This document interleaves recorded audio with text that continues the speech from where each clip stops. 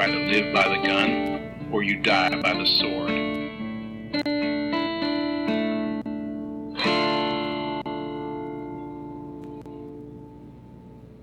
Welcome to The Good, the Bad, and the Weird All-Stars. I'm Nicho. And I'm Chris.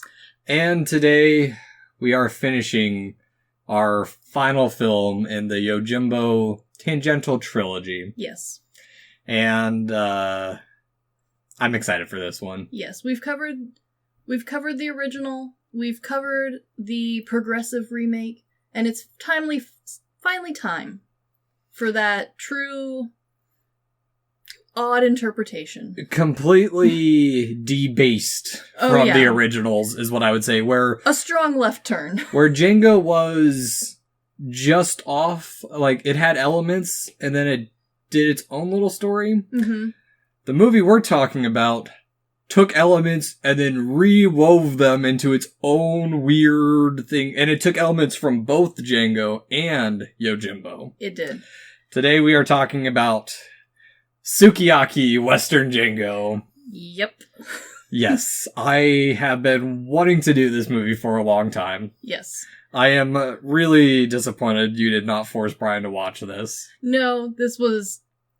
So, to be clear, this is directed by Takashi Miike. Yes. Who is, of course, one of your favorite directors of all time. Oh, yeah. And my dear husband, thanks to Guys Night, is a little burnt out on the name Takashi Miike. He's only seen 2 of his movies, and I can only get them to watch, like, 1 a year. Yeah, and I think part of that is because Takashi Miike's style of movie is very chaotic, no matter what he creates. Well... For the most part. And to be fair, the only 2 they've seen are Ichi the Killer and Audition, so those are on the little bit more extreme end. Yeah, and... While Takashi Miike does have a talent for dipping his toes into a lot of genres, much like the Goth Kid, he manages to bring some element of horror to everything he does, yes. Even if it is arguably not intentional. Well, yeah, because, like, what was it? I messaged you, like, a couple weeks ago when I was rewatching this, because I'm like, what the hell is he doing now? Because I haven't heard anything from him in a while. He's doing, like, some cutesy magical girl TV show that's geared towards, like, 4 or 6-year-olds. Yes. We were watching it together. He's currently refound his love of adult humor cartoons and is binging Disenchanted.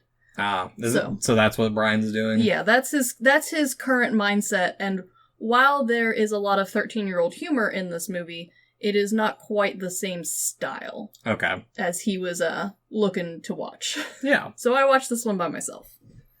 Fun. I'll make him watch it at some point.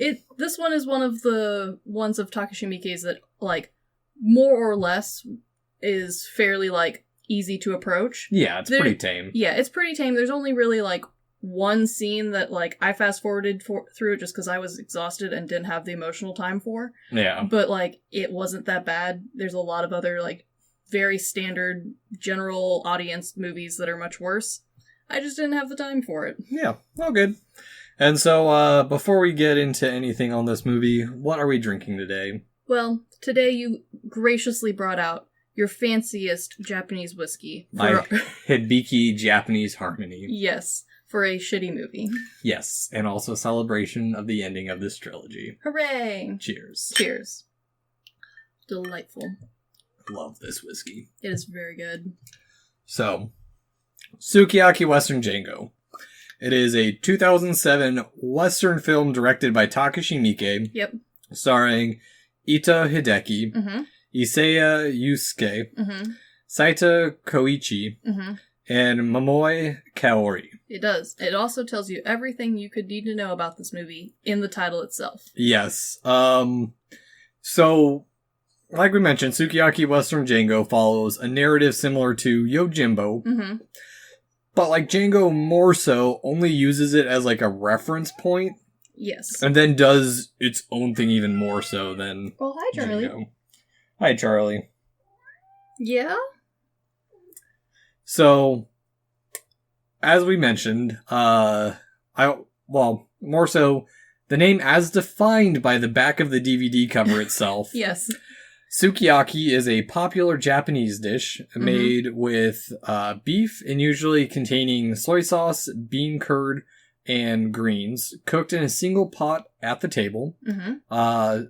Simple ingredients cooked together without added broth that creates a unique essence that is truly Japanese. Wow, that feels like that was ripped right off of the menu. Yes. And I know box space is limited, but I do want to add it is usually in a shallow iron pot. Yes. With a mixture of soy sauce, sugar, and mirin. Yes. And the ingredients are usually dipped in a bowl of raw eggs that are beaten, and the food is cooked and then dipped in it. Yeah. Which that actually plays into the movie, which makes more sense because I didn't know this until I looked up what sukiyaki was. Gotcha. Okay, yeah. If you didn't know what the dish was, and especially to Western audiences, it is something that we have been culturally ingrained in to, like, not enjoy. Well, not even that, like... Or not even consider as an option, I think. Well, because the sukiyaki I had growing up is way different than what sukiyaki actually is. Yeah. But sukiyaki, it's a bit of a play on words, kind of like spaghetti Western. Mm-hmm. Instead of spaghetti, they chose sukiyaki. Yeah, which is kind of also a play on this movie Tom Popo. Yes. That was it's a weird movie too. But it is, but that one's a good one. That one was marketed as a ramen Western. Yes. So this one is a sukiyaki Western, maybe? Yeah, sure. Yeah. And then also defined on the back of it, Django, a cult film considered by many as one of the best examples of spaghetti Western, with a stirring musical score, gunfights, and a quiet anti-hero who famously drags a coffin. Yes, and so pretty much in that sentence on the back of the box, they tell you everything this movie has. Yeah. Not a bad move, but a bold move. Yeah, exactly. And so, up front, this is a very odd movie. Yeah. The cast and crew, besides Quentin Tarantino, which he is in this. And also, like, it's not like he's in this in the background somewhere, or like we've put him in here as like a fun Easter egg. No, he's just kind of like thrown onto the screen. You're like, wait, hold on. Well, I think what makes his appearance so jarring is the entire cast and crew besides him is Japanese. Yes. But the whole film is in English. Yes. And, like, not dubbed. Like, the whole cast and crew spoke English the whole time. Yes. And, little note, English was actually not selected as a marketing ploy by Miike. But he did point out that, in a featurette about the making of the movie, that he picked English over ancient Japanese, as he stated. It would be strange as a Western movie. It would be like a samurai film with Western gunmen in it. How about modern Japanese? I don't see it fit into this material. A Western story in an ancient Japanese period is a wild idea. Mm-hmm. That's why I wanted to make it, wanted to take out actuality from my actors. Boy, he succeeded there. I thought the best way to do this was to make them speak a completely foreign language. Okay, and that's kind of a theme, and I will very much harp on this theme as we go through the movie. That Takashi Miike towed this line between this like idealized Western and this idealized Japanese samurai movie. Samurai, kind of. Yeah, like there's elements from both that throughout the whole movie are both like there's never a moment where it is both. They are one and the other simultaneously throughout the whole movie. Yeah. And it's part of the movie that some people are going to love and it's other people are going to hate. It's a style that makes me think of similar series like Afro Samurai or parts of Samurai Champloo. Yeah, and I think... But in a more disjointed way, where those really flowed together. This one is like walking with two different heighted shoes. Yes. Like one shoe's got a high heel on and the other shoe's wearing a flip-flop throughout the whole movie, and you're attempting to sprint. Yes. And so, before we really get into the episode, I do want to say that there will be a bit of history in this because... Yeah. Though this movie is just made as a stupid fun movie. Yes. And this is how I went into it when I first saw it. I did not realize how many cultural references there are that might not, for a Western audience, I think would be more enjoyable, or it would make it more fulfilling if you actually understand where some of this source material is coming from. Yeah. And also, I'm just a history nerd, so. Also, like, and we've seen this a lot with Western movies, especially, more modern movies that aren't set in the past. We have this a lot where we will name a character something that, like, if you name a character Abraham, yeah, you know exactly where this is going. This movie has a lot of those sort of things where if you watch it without the history, you'll be fine. You're going to get a good experience if you know what you're going into. But boy, the little tiny puns and play on plot are a lot stronger if you actually know a little bit of history. Oh, yeah. So, getting into Sukiyaki Western Django. Yes. We open with a very fake-looking skyscape with a bird and windmill. And it's like battling in Paper Mario level fake. Full stage, full flat background, painted on, drop screen in the back. It's very much like a theatrical production. Yes. And comes to our first little bit of trivia. Mm-hmm. The background is it's never stated, but it's very similar to the woodblock prints of Hokusai, and his 36 views of Mount Fuji. Most of us in the West will be familiar with the Great Wave of Kanagawa. Yes, but also, like, if you're into art, you've seen a lot of his prints. Yes. You just don't, like, it's hard to know all of their names, especially in the West, because we, a lot of times, will just get, like, a page full of prints, or, like, it will show up on bags, or on prints, or, like, it ends up in places it doesn't necessarily belong. I actually saw a reference to it in one of those, like, daily shirt sites. Yes. They had done a The Shining reference. It was the hotel doors, and it was a wave of blood. I almost bought it. Yes. Yeah, his work gets repurposed quite a lot. Oh yeah. And so from this we cut to a dead man's face, a snake slithering by some eggs, and a man hunched over. It is quite the theatrical scene. The hawk then swoops down in very bad CGI. Grabs the snake, and then the man shoots the bird, who shoots at the bird. The bird never drops, but the snake does. And who should be the man? None other than Quentin Tarantino. Yes, a bold choice. Who proceeds to cut the egg out of the snake as a trio of men approach from behind, stating that they have been looking for Pringle. Pringle. Which honestly I heard as Pringle the whole movie. Yeah. Which is also most likely a reference to Ringo. Yeah, it definitely is. Like, this movie throughout it, when I watched it a second time to catch some of the names, there's a lot of this whole, like, if I just say it a little faster, boy, that sounds an awful lot like this. Yeah. Which is kind of fun. I kind of enjoy that in a film that knows that its audience is probably going to be, like, hearing it in two different ways. That's a fun play on words. I liked it a lot. Oh, yeah. No, I don't even know if he had that in mind. It's just one of those weird ones for us Westerners. No, I think he did mostly because of the town's name and where the town is located. Okay. I think some of these were definitely purposeful. Some of them were. Yeah. And so, as they confront Pringo, bells clang in the distance, and we're given the premise of the movie of the clash between the Heike and the Genji clans, fighting on the distant isle, or reference to the distant island of Dano-ura. Yes. Which, his wiping of the egg is a little bit of a foreshadowing. Yeah, a little bit. Yeah. And so he starts to recite a poem. Mm-hmm. The sounds of the Gion Shoja temple bells echo the impermanence of all things. The color of the Sala flower reveals the truth, that to flourish is to fall. The proud do not endure like a passing dream on a night in spring.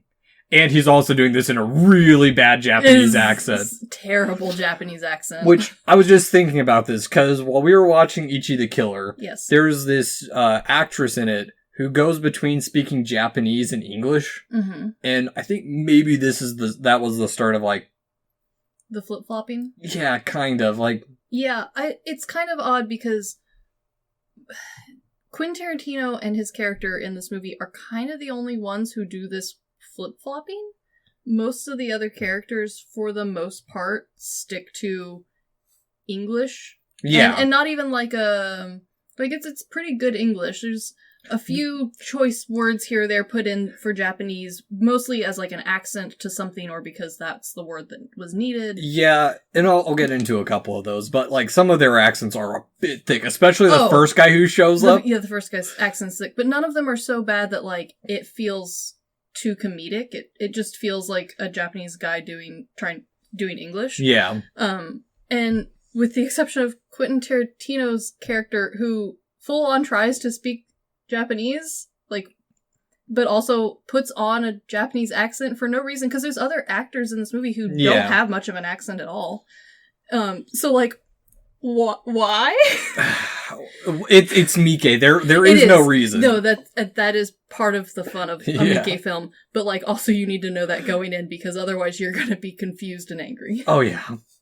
And so Pringo throws the egg in the air and downs all three of the guys as blood spurts and splashes against the black backdrop of this set. It's not even like trying to be realistic. It's No. meant to be a stage. Exactly.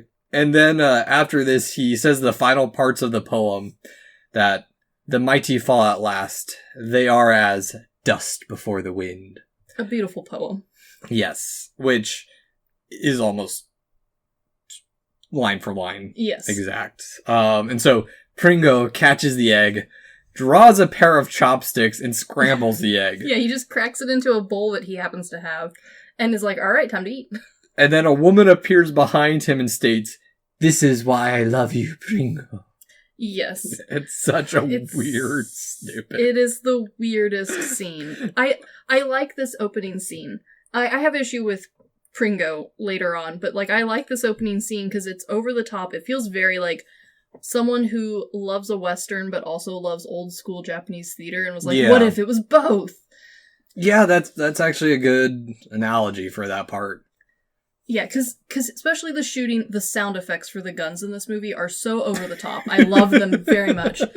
And like, everyone's death is over the top and overdone, and it's overdone in both the Western way, where like everyone's going, "Oh no!" and like flinging themselves backwards from being shot in the arm, but also it's also done in Takashi Miike's Japanese horror way, where there's unnecessary blood spattering. And so like it is this part really does a nice job, I think, of combining those two passions. Yeah. I think this is where the movie like really wanted to like fully accelerate, and for some people later on it doesn't quite hit the same. Yeah, it is an odd introduction to the movie, because right after that, Pringo now partakes in his sukiyaki as he lets out a horribly stupid from the good, the bad, and the ugly scream. It is full on that. And then the camera dives into the sukiyaki. Yes.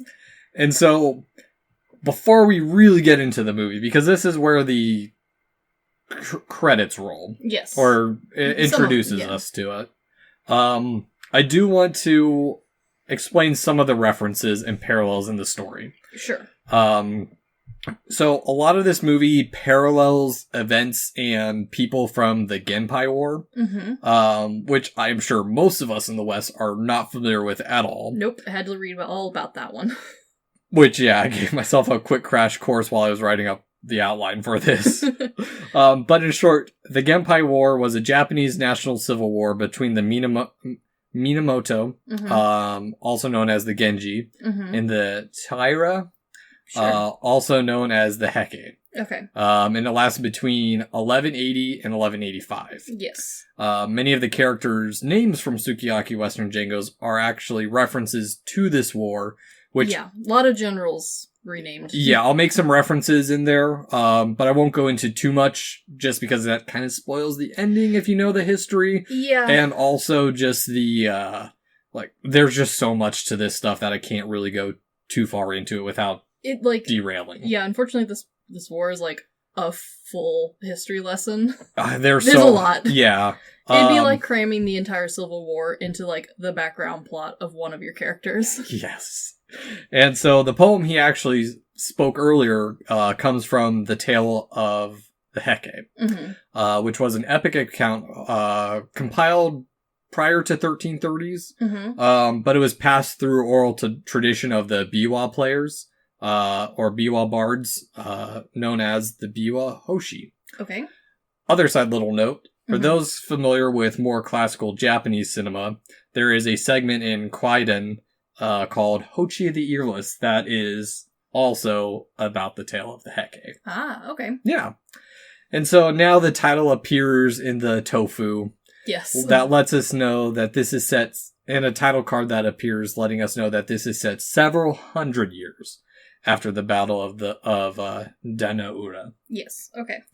So, a shadowy form of cowboy riding into a town of Utah, Nevada.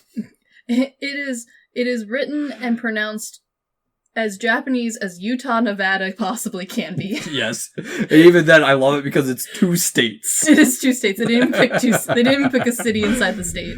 Yeah. And so, as our cowboy rides along, a fleeting villager gives him warning. Our nameless protagonist, and I believe he is actually truly nameless this whole movie. As far as I could tell, the only name given to him was Gunman. Yeah. And that's only in the credits. Yeah. He is portrayed by Ito Hideki. A fantastic job. Loved it. I don't know much about him. I only know him from the cover of the movie Lesson of the Evil. Okay. And also, in the making of the featurette, I don't know if they were being sarcastic or not, but apparently the costume he has is his ode outfit. Good for him. Because he loves Westerns. Honestly, if that is his own costume, that would make a lot of sense because his acting is the most Western out of everyone in this film. Oh yeah, he practiced his gunplay constantly, apparently. Like everyone in this film, acting-wise, does a very good job. However, he and his glare, the way he stands, the way he holds the gun and draws his cape cloak back to reveal the gun before he does anything, is so on the nose and so reminiscent of these old Westerns that no one else in this movie quite has that level of touch. Yeah, well... There's a lot of people who do a good job, don't get me wrong, but there's not that level of wee playing in the background. Well, you make a good point there, because he in a way, he is the most Western character next to Tarantino's character. Oh, hands down. Everyone else in this movie is very samurai yakuza. Yes, and if they are not samurai yakuza, they are bad 13-year-old steamboy cowpunk. Yeah. Which is fine, but really jarring compared to 2 much more cowboy-esque characters. Yeah. Especially one who spends the majority of the movie on screen. Yeah. And so, we now know that from this warning that the town is divided before we even get into it between the Heke and the Genji. And as our protagonist rides through a torii, we see a hanging body. Yeah, that's great. Yeah. Good start. Side note, this village was built from scratch. It's very good. It follows very much the Yojimbo style. It does. And so the filming style of this part, the part with the nameless gunman, is separate from the part with Quentin Tarantino for pretty much the whole movie. Yeah. It's almost flashbacky feely, where it's or flash forwardy, I guess. Yeah, which isn't really explained until way later. Yeah. But it has a quote unquote flashback vibe where the filming style changes, the set style changes, the costume style changes, and not for the worse. Yeah. I actually kind of preferred this style. I liked the set style of the intro, but it would have been a lot to maintain throughout the whole movie. Yeah. This one does a nice job because it's also very reminiscent of how Yojimbo was filmed.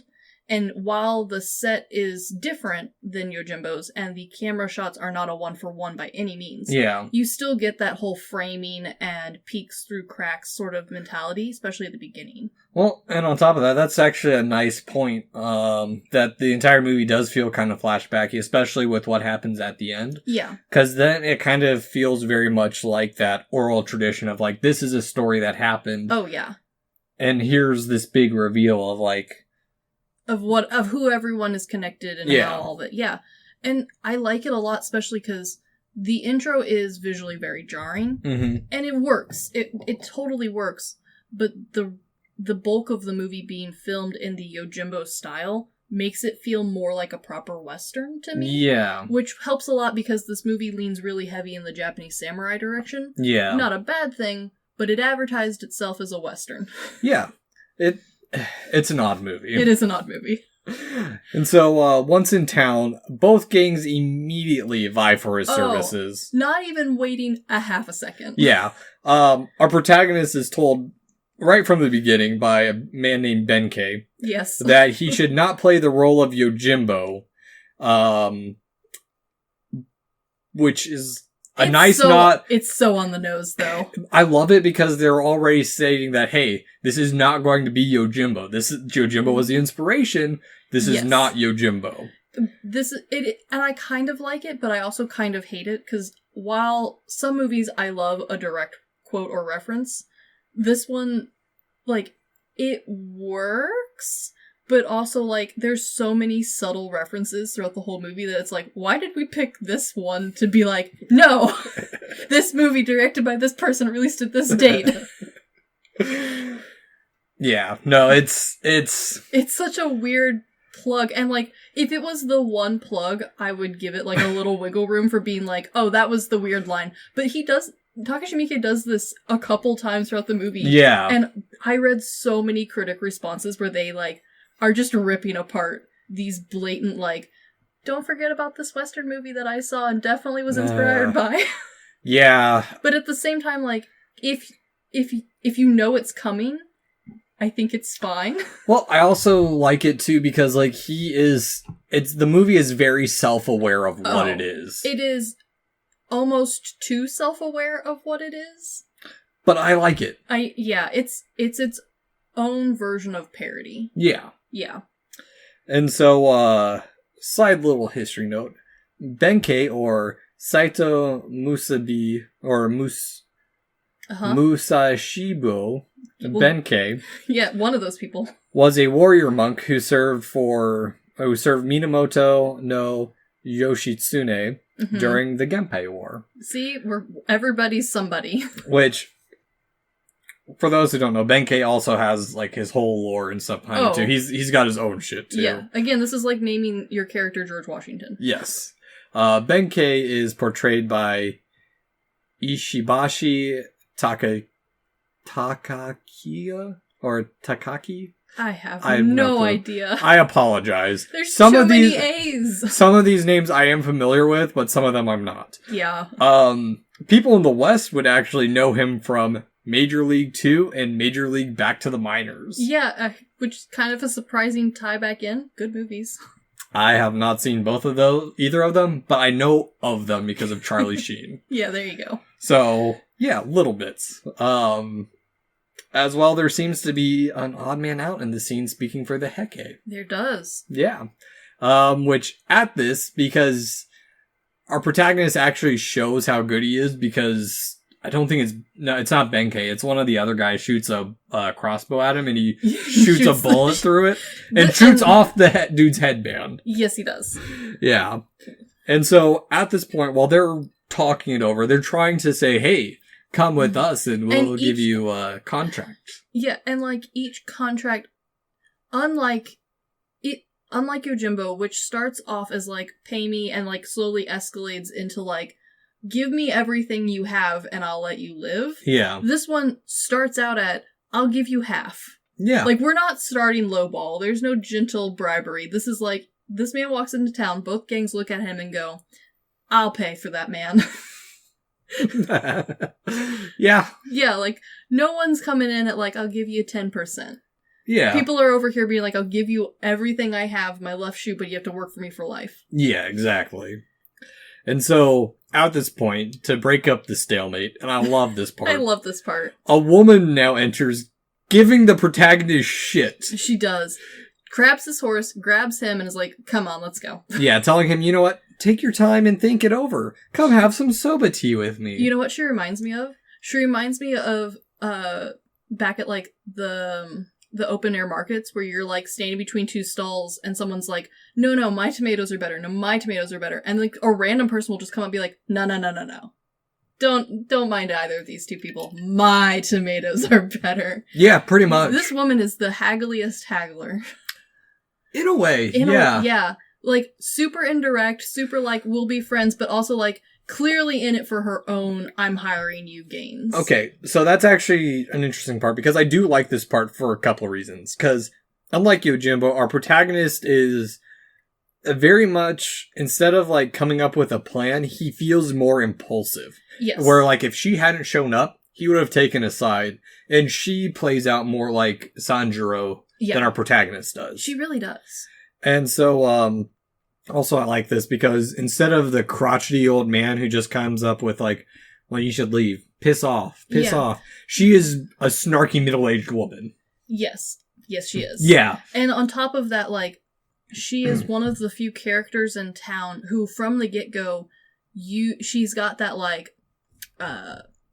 level of depth that, like, from the get-go, she is poised to be more than just the innkeeper. Yeah. She is immediately poised to be arguably another, like, gun-toting, slinging cowboy, but from the past. Yeah. Sort of, like, crazy Western stereotyped character straight from the get-go. Oh, yeah.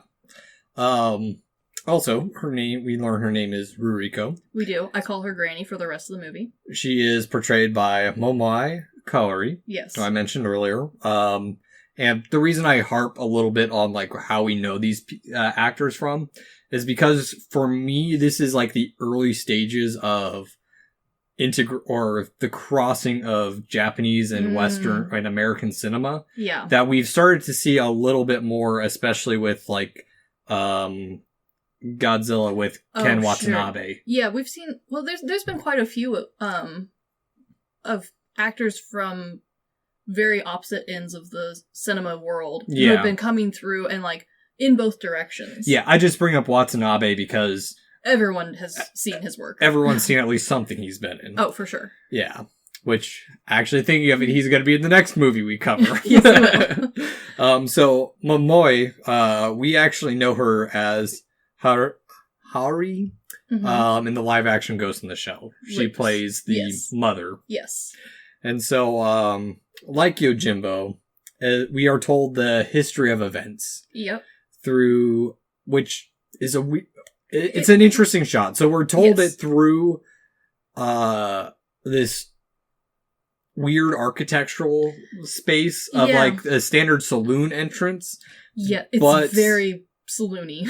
The entrance is very saloony, and the structure feels a weird mixture between what we would think of Western architecture, but also we see columns, so we know it's Eastern.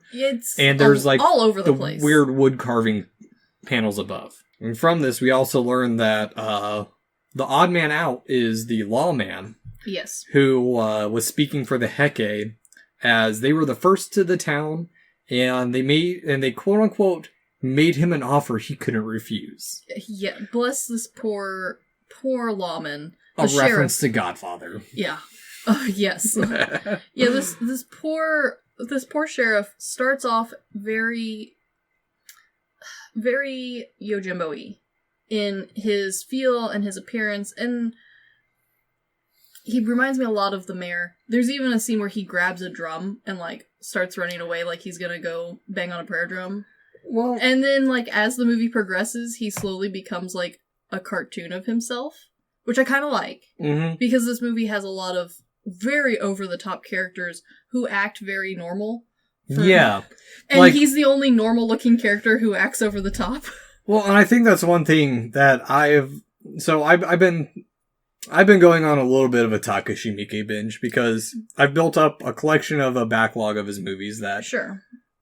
after watching Ichi the Killer and doing a chill review, which check us out on Instagram, I've just been thinking of like how Takashi Miike does this thing where he makes these characters that are very much caricatures, but they're just normal enough where they feel just like a quirky person that you could run across. They're that weird 13-year-old kid in middle school. Yeah. Yeah, who ran with their arms backwards like Naruto.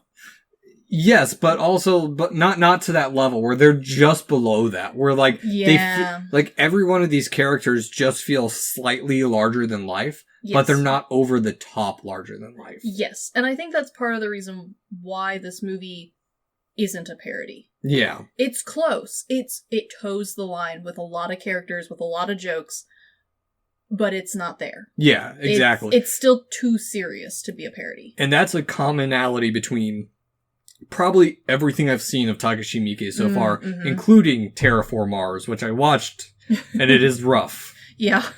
But that also might not be his fault, too. Yeah, okay. There's a lot that went into that movie. But also mentioned in this part of the movie that the Heke are weaker by far. Okay, alright. So we've given a power dynamic. Yes. And we learned that it's been 2 months since the Heke took over.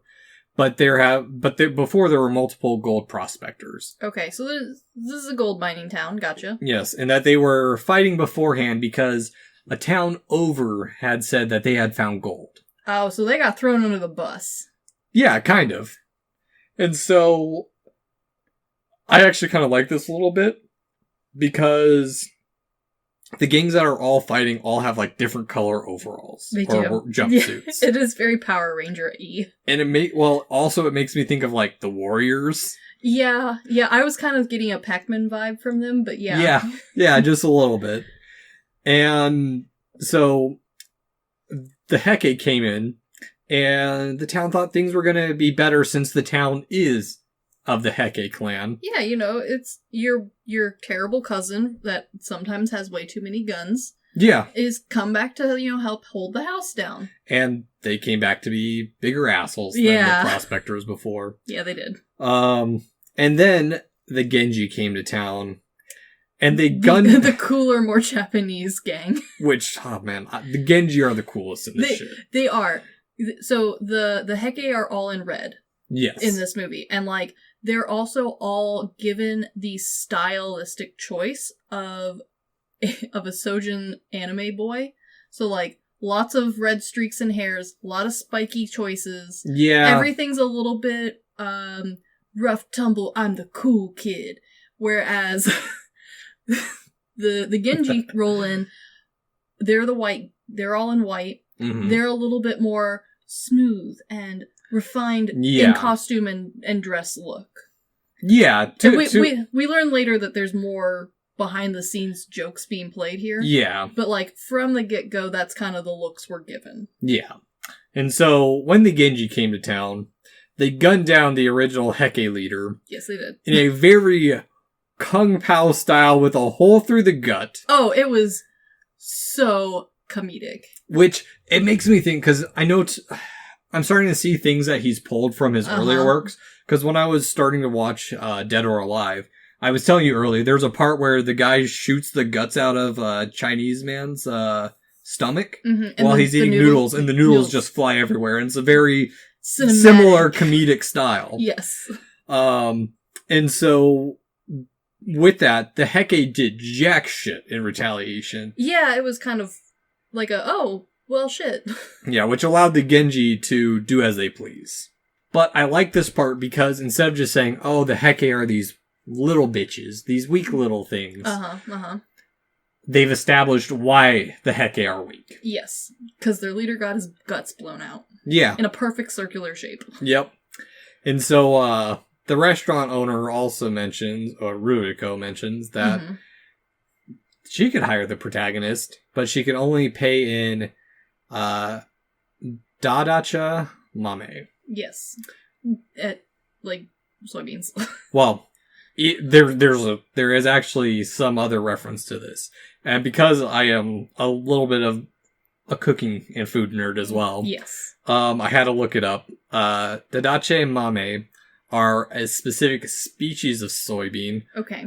Commonly known as the king of edamame. Oh, the fancy stuff. They come from the city of Tsuruko. Okay. And the Yamagata prefecture. Fancy. So, it's something that we would not know other than, oh, they're just soybeans. But also, this is a little bit like her saying, like, I can pay you in peanuts. Mm-hmm.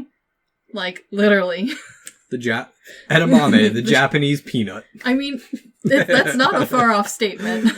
I mean, yeah. And so, while she's explaining all this, the grandson, Heihachi, enters. And there was a little nod to his role in the story. It's very subtle, and I still hate it. I do too. It is the most anime, like... This child is the most anime little piece of bullshit. So his whole character is a little anime piece of bullshit. Yes. Yeah. Because we now... we'll get into it a little bit later. Oh, we will. Because now we cut to the Genji layer, where they are training in Mononofu. Yes. Where Minamoto no Yoshitsune is giving them training and a little bit of a pep talk. Yeah. Pep talks. That's a word for it. So, to give us us Westerners, a little bit of context, Minamoto Yoshitsune is one of Japan's most famous samurai warriors, and he was a key leader during the Genpai War. Okay. So, again, naming our characters George Washington. Yeah. He is portrayed by Isaya Yusuke. Okay. Who was the voice of Kimura in Tek on Kincrete, which I know I've mentioned Tek on Kincrete before. Yeah. As well, he would also be in Takashi Miike's 13 Assassins. A good one. As well as the live-action adaptation of JoJo's Bizarre Adventure, directed by Takashi Miike. You know what? His role in JoJo's Bizarre Adventure makes a lot of sense to me. I haven't seen the live action, so I don't know who he is. And also, Mononofu, the only thing I could find on it is that a couple blogs referencing that it's another word similar to warrior, kind of like a samurai, but not samurai. Okay. It's an even older term. Okay, sure, why not? Yeah. And so, during the speech, I was preparing for the next word. Yoshitsune is showing his skills of catching a sword with his bare hands without looking at it. It is so anime. It is so over the top. He even, takes one arm and shoulder out of his sleeve to reveal one single tit. Which also... unnecessary. So, at the same time... There's a wing tattoo on his back, which I really wonder if it's some weird nod to Final Fantasy and the One-Winged Angel. Yes, no, his character looks like something out of Final Fantasy, so hardcore, and the way he talks, the speeches he gives. All their costumes too, because there's one dude in the Heke that looks like Jecht from Final Fantasy X. Yes, he does. Yeah. Yeah, no, it's kind of like the characters got re-put through Kingdom Hearts. Oh. It's got a little bit of a Kingdom Hearts redesign vibe where it's everyone's Final Fantasy-esque, but we've made them slightly more anime edgy. Yeah. Actually thinking about this, because now that Takashi Miike has done a couple live-action adaptations of anime, this is very much like... We're going to just call him out as an anime nerd, because that's what this is. Yeah, because it feels like Django should have been an anime. Or Sukiyaki Western Django should have been an anime. This movie should have been an anime first, and then this movie should have been created to make fun and be the bad live-action adaptation of itself. Yeah. Yeah. But it's just missing that It forgot the anime part. Yeah. And so, after he shows off his amazing weeb skills... It's very weeby skills. His lackey tries to do the same, but cuts right into the dude's head and does the whole... While being dead. Yes. Yes. And it also very quickly reminds you that, we are still watching a Takashi Miike film, and he still has a love of horror. Yeah. This is... It is not like there are some horror scenes that are like almost too goofy to be horror, like the hole through the stomach. Well, and this one is... This one for me doesn't hit that horror spot. It still feels very Kung Pao Go for Chucks level bullshit. It is so close to being Kung Pao's Go for Chucks level bullshit, but there's just enough detail put in places that don't belong. Like, there's a little bit of blood dripping down the end of the knife. There's a little bit of splatter on the ground. Not a lot. This isn't a bloody scene, but it's just enough for you to be like, wait a second. Yeah, because then the leader comes, takes the sword out, does the whole sword twirl, cleans the blade, sticks it back in the sheath, and then shoots him. Yes, puts him out of his misery. And the entire time looking like a very disappointed mother that his henchmen, after one try, could not do this. Yeah, exactly. And then from this, we cut back to the sheriff entering not the sheriff, the mayor, because the mayor sheriff. He's got a badge. He kind of, up until this point, so the mayor and the sheriff's character are dressed very similar, and I get them mixed up. I thought they were the same person. I did too for a while. But he shows up to the restaurant, and he tells them to join the Genji. Ah, yes. And then talk shit about the Heke. Like you do when you're being controlled by two violent mobs. Despite him being a Heke, technically. Yeah, that's true. Yeah. And so now we actually cut to the Heke lair where the leader of... Teira no Kiyomori, is reading from the tale of the Heke. Yes.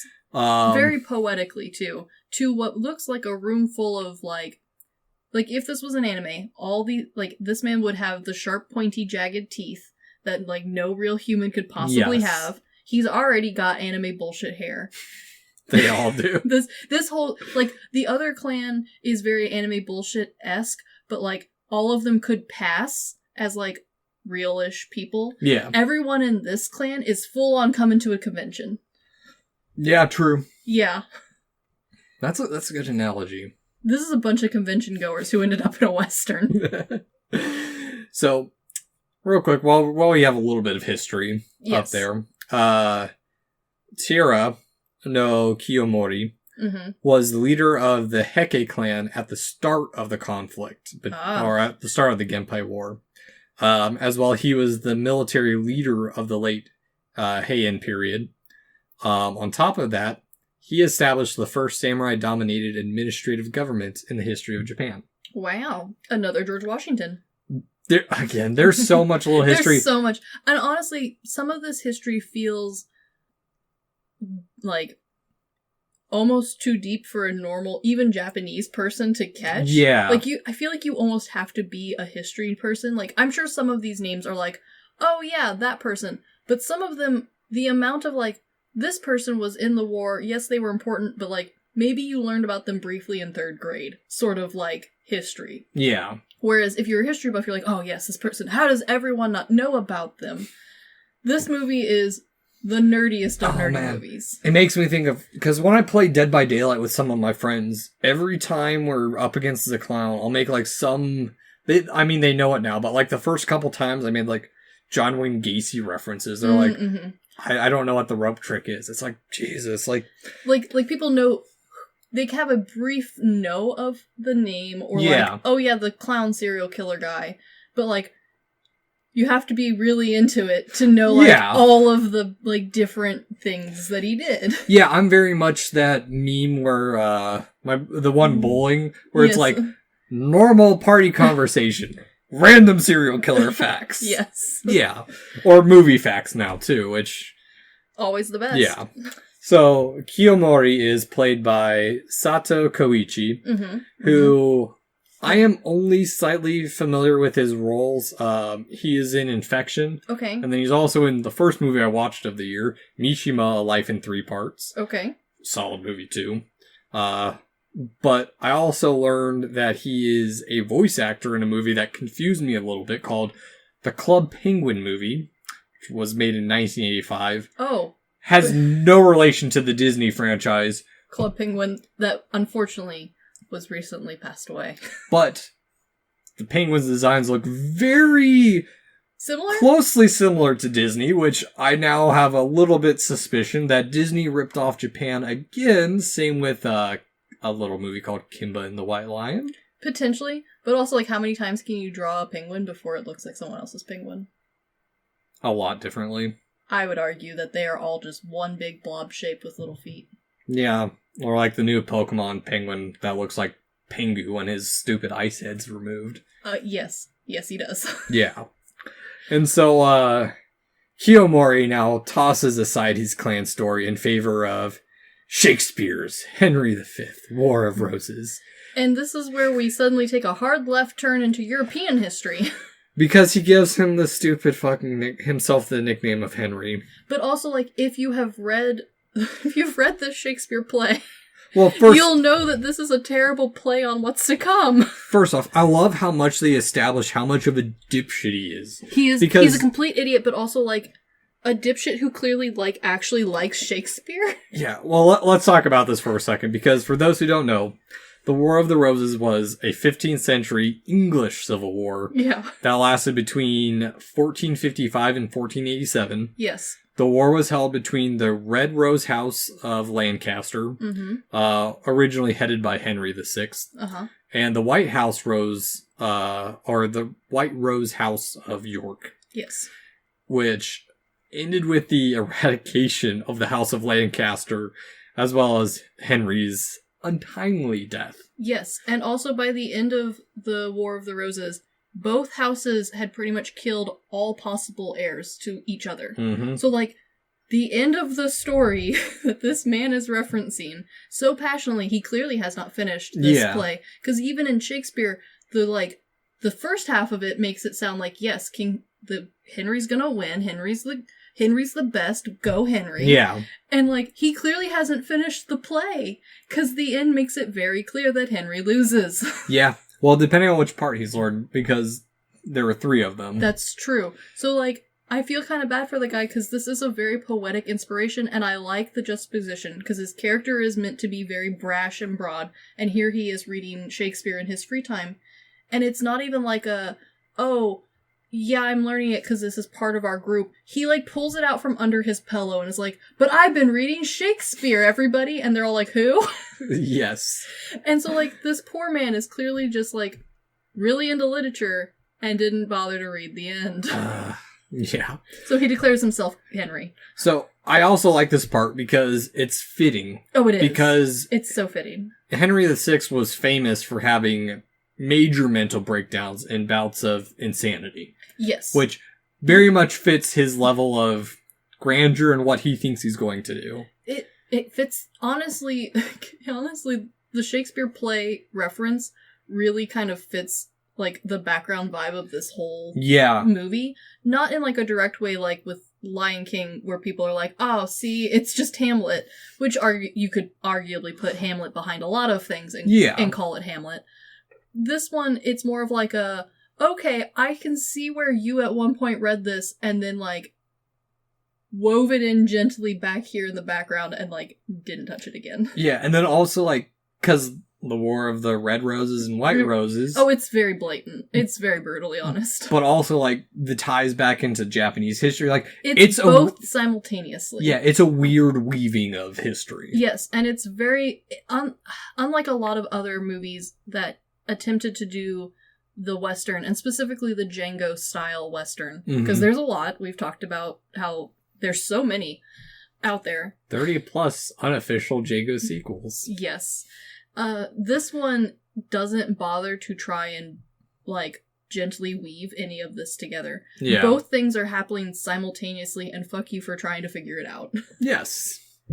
Also, never give yourself a nickname. Yeah, well, you know, if you also, like, have that hair and a gang full of idiots, name yourself whatever you want, dude. Yeah, because one of his men calls him by his regular name, and he gets really pissed off, like, but he also wasn't in the room when he announced his name was Henry. Yeah. It's not like there's a group text being like, by the way, I'm Henry now. And so, now back outside the restaurant, the mayor tries to sweeten the deal for Gunman to go to the Genji, as he is told that they have a lady who is as fine as cream gravy and who used to dance. I don't know if cream gravy would convince me to, I don't know if I want, as a lady, I don't know if I want to be compared to cream gravy. I don't know. Cream gravy feels like the wrong comparison. You know I have at least 2 recipes for cream gravy on, like, oh, don't get me wrong. the 18th century cookbook you got me, and then the Depression era one I got. Don't get me wrong. As a Southern girl, I have fully experienced cooking and eating many a gravies, cream and or otherwise, in my lifetime. But as a woman, there are many things that I would like to be referenced to. Cream gravy is not one of them. Yeah. A biscuit would be even more flattering. Not a lot, but a little bit. Okay. Cream gravy is like the wrong texture. I don't think I have actually had cream gravy, so I don't... It's a lot like other gravies. Like, if you've got gravies next to each other and you're a strong Southern person with a lot of opinions, I understand. But, like, also, cream gravy is not, like, so much leagues above other gravies that it's, like, it's not like making, like, oh, single origin, perfectly brewed coffee from my favorite coffee house versus Folgers. It's not that comparison. It's like Folgers decaf versus Folgers normal. Okay. It's a little bit of a step up. It's not a lot of a compliment, though. I at least know Folgers. Yeah. Yeah. Yeah. I forget so much shit about the Midwest and the South. Cream gravy, and that's another weird one, because, like, cream gravy, like, is such a weird reference for this movie, because it's not really a Western food. Like, it is, like, we have it in the quote-unquote Southern West. It would have been something, like, a cowboy probably would have eaten. Okay. Is it, like, the stereotypical Japanese and or Western food? No. Beans would have been more appropriate. Chili. Cornbread. But, like, all of those things I don't want to be compared to as a lady, so, like, what? Yeah. Like, a fine whiskey would have been a better comparison, but no, this man went for cream gravy. Interesting. This man's choices are messed up. I guess. And so we learn that Heihachi is of mixed. His stupid little hair braids are one's white and one's red. And you're like, wow, the kid's the special chosen one. Oh boy. Pick out our actual main protagonist. Yeah. Yeah. So I do actually wonder some of this part. I wonder if this is like, because compared to Yojimbo, the racial / clan thing doesn't fit, but it does feel like it's pulled from Django with the feisty sex worker who was... Oh, sure, where she's both. Yeah, maybe, honestly, this feels like they spend so much time harping on, like, the bothness, it feels a little Romeo and Juliet-esque. And we've already thrown Shakespeare in here, so, like, that's where I pulled. God damn it, I did not even think of that, and I hate that you put that in there now. That's the only thing that I was like, okay, that's solid, and also, like, yeah, we got the War of the Roses, but also, like, Romeo and Juliet also brings about the image of roses, and this child spends his entire free time tending roses. Yeah. Yeah. I hate that you bring that up now. Yeah, like, there's so many, like, subtle references in this movie that, like, if this movie had wanted to go subtly, it could have, and a lot of people would have continued to talk about it and made theories about it, but instead, half of this movie is, fuck Yojimbo. Miki is not subtle at all. But sometimes he is. And that's why people are angry. Yeah. And so we learn that the kid is mute as he witnessed the murder of his father at the hand of the Genji. And we get a quick cut to the kid staring at his father hanging in the most horror-like scene. We do. But also, this scene bothered me because, again, I'm bad with faces. I recognize people by haircuts, which for this anime film, fantastic. Mwah. Love it. Everyone has a very different haircut. Except for the mayor and the sheriff, who I thought were the same person. Yeah, same here. Yeah. The child in the flashback didn't have braids, so immediately the, like, smoke and mirrors was broken for me, because I went, that's not the same little kid, he doesn't have braids. So yes, there is a child staring at corpses. Yes. It is Heihachi. It is. Yeah. Which this feels very much like Miike's other stuff. Yeah. And so we are given even more backstory through a flashback backstory of Ruriko's son, Akira. And yes, the movie makes it very apparent. Yes, we'll get into that in a bit. He went to work in the city, but returned home with a pregnant Genji woman. They don't know how they met, but he comes home saying that the difference between the Heike and the Genji are over. Because I fell in love with a lady, so clearly this, again, Romeo and Juliet style, love between two young stupid people has cured years of war. Yep. Which Akira got pissed off with everything and tried driving the Heike out. In the dumbest way possible. But they killed him, and like, then... easily. It's not even like, he put up a good fight. No, they just were like, fuck you, shoot. Dead. They just kept shooting him, which I love this part too, because this is the parts where Miike really adds a little bit of horror, because this is a terrifying moment, because while the Genji woman is cradling her dead husband, they keep shooting him. They could hit her at any moment. Yeah. This scene is very... it is very heartstring tuggy. It is very emotional. This is very out of place for how parody-esque the rest of the movie is. Yeah. There's a couple of scenes that are like this, where, we suddenly take a hard right turn into sad territory, and, you get whiplash a little bit getting there. Yeah. But once you're in the scene, you're like, oh, this is great, and then you whiplash back to comedy dumbness. Yeah. This is a little strange. I like it, but I also don't. Again, this feels like an anime that should have had, this is the emotional scene and this should be the live action, and, we missed the mark because it's a live action. Yes. But again, we don't have a source reference to be like, oh, it's justified. No, this is just the choice this man made. Yeah. And so, I do also want to mention this scene that they mentioned in the featurette was done repeatedly until Miike liked it. Uh-huh. He falls into a puddle. He does. Yeah, there was a funny part, at least for me in the featurette, where they're holding the pants up to a fan so that way they can dry out real quick and reshoot the scene. Yeah, because if he starts with wet pants, you would notice. Yeah. Yeah. And so, from this, the Genji woman runs to her clan, the Genji, where she sells her body to Yoshitsune in return for exacting revenge. Yes.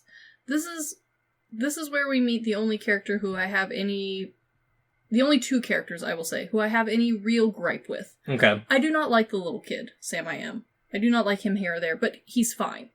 His purpose makes sense to me. His character arc makes sense to me. I think he's dumb, but whatever. That's just my personal opinion. I do not like Akira, because he feels like an empty, hollow husk to me. Well, he is. He's a plot point. And not even a subtle plot point. He is just straight up written into this movie to be a plot point. Yeah. I would have liked it better, and I think all of my problems would have been put more at ease if Akira wasn't the child of Granny. I think I would have liked it a little bit, I would have, had a lot less questions and, things to, be but what if the woman was Granny's daughter, ran away, married this other guy, he's a loser, but whatever, we don't know anything about him, so it's fine.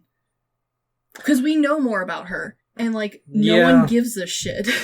Well, I personally like it because it does tie later on into the beginning of the movie. Yes, it does, but, at the same time, it's very, it's so loose that, we could have, very quickly two-worded fixed that, done. Yeah, true. I get that. Yeah. And I think my only complaint is, mostly because everybody else in this movie, including the unnamed gunmen, have so much fucking backstory. Yeah. Everybody in this movie has, heart, soul, sad purpose. Even some of the, random background bad guys. And the main, heartstrings man and woman are, Yeah. You're more supposed to feel for Hoichi than either of them. Yeah. Yeah.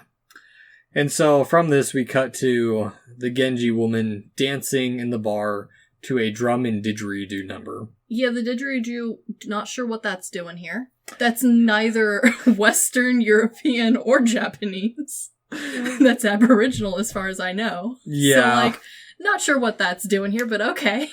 And for me, I probably will never understand using dance as a method of storytelling. Okay. I mean... I don't get it. I liked it. I like watching dance. I like watching the move. Sure. It was But a very sexy dance. Yes. It was an incredibly interpretive dance about her sorrow and watching her husband get shot. Yeah, which this part actually took a lot of iterations, and if I remember the feature right, like they were filming until like 5 a.m. before they got it, and then they're like, all right, go to bed, guys, have fun. We'll see you at 7. Yeah.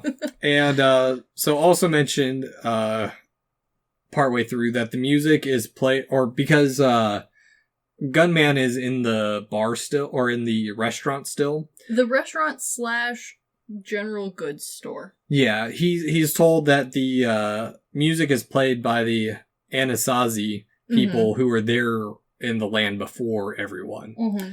Side little note. Yes. The Anasazi are actually the ancestral Puebloan people of ancient Native Americans that occupied the Four Corners region of the United States. Yep. As well, I learned this, and I wouldn't have known this before, because I knew the term Anasazi. It's a Navajo term, which means ancient enemies, and contemporary Puebloans don't like that term. Okay, well... I get it, because it's... yeah, that's kind of a rude term. Yeah. Yeah. That sucks that that's what they got named in this movie, but that's what they're called in this movie. It's still early 2000s. It's before a lot of people were being more self-aware of what's going on. That's true. And, like, this movie very clearly is, like, quickly pulling rips from a lot of different Western things. And Westerns, unfortunately, suffer really heavily from the misrepresentation and a cultural appropriation of Native American culture. Yeah. And so... and blatant racism, which we've gone over that. Yeah. Yes. Yeah. Westerns struggle heavily with this problem. And unfortunately, even a Japanese Western still struggles with it, but, you know, less than others. So there's that, I guess. Yeah. Yeah. I will say, the characters for this by far feel the most natural in the whole movie, which is saying a lot, because again, this movie's an anime weeb. Yeah. These characters, minus the gunmen, to me, feel the most like they're from a proper Western film. Yeah. They're, like, minus the weird house on a cliff, which, as an architect, I have a lot of questions and concerns about. This movie is not an architectural one. The rest of the town seems better than the one filled with mud. It's better than Mudtown to me. True. And it's got less holes in the walls than Yojimbo. Yeah. Architecturally, the rest of this film not doing too bad, except for the Native Americans' house on the hill. Not sure what that's doing on the cliffside. Feels a little sketchy. Yeah. So the dance ends, and she pulls a string of bells from her throat, which I could not find the reverse term for anal beads. So I don't know what because it's supposed to be a very sexual thing of, like, her pulling the bells out of her throat. It does. It also reminded me a lot of the, like, old European bad trope of, like, you put bells on a woman to know where she is. She had been forced to swallow bells, probably choking her, because she was able to pull them back out of her throat.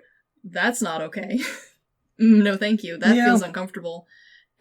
But at the same time, it also felt a little bit like some of the old tropes of pulling, like, linen and gauze out of your mouth as, like, a sign of your spirit leaving you. Yeah, it's also that weird thing you see in movies where, like, a woman's supposed to be seductive by, like, sucking a finger or something. Yeah, her whole dance is, like, a really interesting mix between terror, pain, suffering, and extreme feminine, seduction. Yeah. And, like, her character in general is that balance throughout this whole movie. There's parts where it kind of makes her feel empty, a little shallow written character, and then the times like this where it feels, like, really powerful and that there's more to her. Yeah. It's a weird line that, like, I don't know if there was a, like, solid way to do it. It's just the way it was done. It's just the way it is. And that's something I like about Takashi Miike's movies, is that the sex and violence in his movies, he's not glorifying them. They just happen. They just are. Yeah. Yeah. And I think that's what makes... I think that's a clear distinction between his movies and a lot of other movies where they glorify... Yeah, definitely. His they exist, but also they are not censored in any way. No. So, like, know that going into his movies. But yeah, her character is kind of that weird definition of Takashi Miike's films. Yeah. Where, like, she is incredibly sexualized, and her... even all the way down to her costume, which is the dumbest costume on this planet. I hate it so much. It's literally... she's got a corset on over her corset. It's dumb. Yeah. But, like, it's also a choice, and, like, you know everything you need to about her. Yeah. To an extent, I would argue that, like, she could have been a deep-rounded character, but, like, that's not what this film is. No, exactly. So, like, yeah. Because at this point, our protagonist enters and asks what her price is. He's just gonna straight up buy her and be like, alright, run free. Which he begins to fight one of the random Genji dudes because... random bad guy. Well, the Genji dude has a thing for her because she did... she crawled up towards him because she had some flashback of her husband Akira. Yes. And then she realized it wasn't him and was like, fuck you. Yeah, which... they begin to fight, and the Genji man... goes for a sword, but is stopped. He doesn't go for a sword, he goes for the sword. The boss's, like, samurai sword. Yeah. Which, I do like this nod because the camera work of this fight and the bar fight itself is very close to Django. It is very reminiscent. Again, pulling elements from all these movies, but not actually copying them. Yes. And so the Genji leader sees him as kind of a rival at this point, as he says, he is the only other he is the second person he has ever wanted to draw irons with. Making it sound like he's too good. Yeah. For most people. Like, can't, like, but also, like, how did you practice all this time? Like, how do you know you're good if you don't practice? I don't know. This man's a conundrum. Yes. And he mentions that the only other person he wanted to draw irons at was Bloody Benton, which he only knew of from legends in his childhood. And boy, wouldn't it be convenient if there was another person in this movie who could fulfill the role of Bloody Benton, the gunslinger. Yes. The legendary female gunslinger that as we learn. Which, more little history bits here. Yes. Benton is also another name for the Japanese Buddhist goddess known as Benzaiten. Mm-hmm. Does she have a lot of hands? Yeah, she originated from the Hindu goddess Saraswati. Mm-hmm, mm-hmm. I don't know how to do the W and the T together. Yeah, you got me there. She was the goddess of everything that flows, i.e. water, time, words, speech, music, knowledge, blah, blah, blah. Yep. She would later become the protector goddess of the state, and then later the people, and eventually became one of the 7 gods of fortune. Oh, she is fancy. Often depicted with 6 arms. Oh boy. And I just want to note this now because it is somewhat important later on. Again, imagery that we would not understand. I don't think most Western people would be very familiar with that reference. Yeah. Especially because my dumbass heard the word Benton as Fenton and could only think of the Englishman calling his dumbass dog back from that, like, early 2000s meme. Fenton! Fenton! I don't know which one you're talking about. I will show it to you later, and you will also have Fenton stuck in your head for the rest of time. I was thinking Bentonville. That and also my Harry Potter nerd, like, continuously try to rechange Fenton, Benton to Baron, Bloody Baron. So, like, it still worked to me, but, like, I definitely missed the reference the first time. Yeah. So, after this, Benkei and his group are sent to head out as the hero heads upstairs for some head. It's such a terrible pun, but it's accurate. Yes. And there is a rather long, awkward shot at the Genji woman whose name is Shizuka. Yes. At her crotch in the scene. It's weirdly lit, too. Yeah. It's like ray of sun coming through the window on your crotch style lighting, where it's like, why? And it holds for like 6 whole seconds. Yeah, because while they're up there, she drops whatever fake corset she's wearing. Again, everyone else's costume in this makes sense except for her. She's dressed like a weird steampunk kid. Yeah, but also kind of like a burlesque dancer because she's wearing that just over the butt, which she's got no ass. She has no ass. She has this negative ass.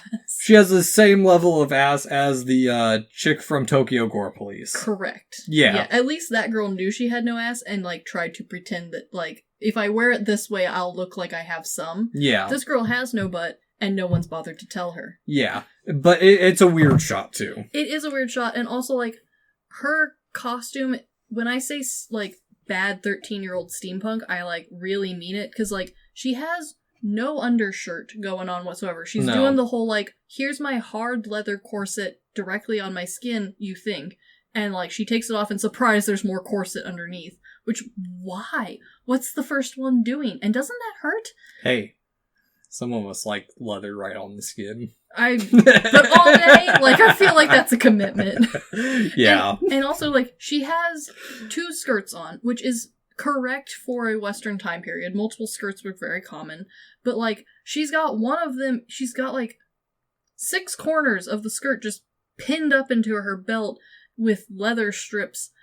And it's not even done in like I'm going out in that muddy mud from that other movie. No, it's just like, I'm just gonna tuck these bad boys in so I don't step on them. It's like anime Final Fantasy costume. Yes! Yeah. And like everyone else's in this movie makes a lot of sense to me. Hers, she just looks like an orphan child that's also supposed to be sexy. Like, the top half of her, sexy. Bottom half of her, weird matchstick child.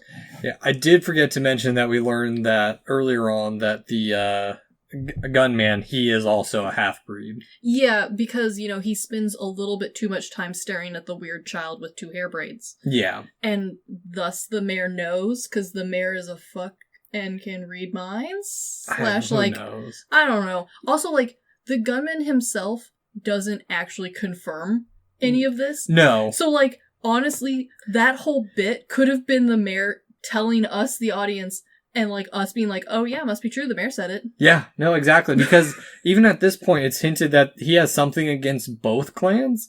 Yeah, he just doesn't like either. But it's never pursued further. No, it's really not. And, like, he's more vocal than our other 2 Western protagonists. He gets a lot more lines than they did. But also, most of the stuff he does say is fairly, like, yes, sounds great. Yeah. Like, he doesn't have a whole lot of, like, deep, in-depth backstory dialogue. We just get some backflashes, and, like, again, people like the mayor telling us, so yeah, we could have been bamboozled this whole time. Yeah, you're not wrong. And so, nothing is ever pursued further with his past. Like, this is the end of anything to our main character, because, yeah, forget all that. As Shizuka goes down on him in a very... unnecessary, but... okay, it's their scene. Unnecessary, but your husband pointed something out with Miike's films that I hadn't noticed. Uh-huh. That he makes things sexual when they don't necessarily need to be. Yes. Or they're just like... But at the same time, it just feels like it still fits in with the rest of the movie. It's on the it's an over-the-top example of a sex scene. Yeah. Without being... like... it's a lot, but especially by his standard, it's not a lot. Yeah, it's not a ladle up the asshole. It is not a ladle up the asshole like that movie. You're correct. But also, like, that's the theme of Takashi Miike's work that, like, for some people, is just going to be, like, an amplification of reality and part of the storytelling and part of his style. And for some people, it's gonna be too much, but it's, like, you can quickly fast forward through it and get through it. No worries. Is this the part you fast forwarded through? This part wasn't. The screaming part was. Alright. So, at this point, she has even worse, or actually, I will say, she has better bedroom talk than Monroe's character in Some Like It Hot. It does not curdle It does not curdle her. She begins to ask how the roses are doing. Yeah, which is a dumb question, but, like, again, this whole movie is, like, tying itself back in, so, like, okay, fine. Yeah, and so after this, in the morning, she comes downstairs and drops a message off to the sheriff, who, for some reason, now has two personalities. Yeah, okay, so, like, I get the feeling that because you're supposed to be familiar with the other two films, you're supposed to know that the sheriff is having it real rough and, like, has had a mental break. Yeah. Whereas the other two films show that mental lapse in different ways, but also, like, slightly more arguably realistic ways. Yeah. This one goes full on Gollum method. I hate that you bring... That's like the... I've had so many Lord of the Rings references, and it's in the past month. Yeah. And it's obnoxious. Yes. I almost hate it at this point now. Arguably, like, there's a lot of movies that do the whole, like, I'm talking to myself and I have this alter person who, like, is actively also talking to me.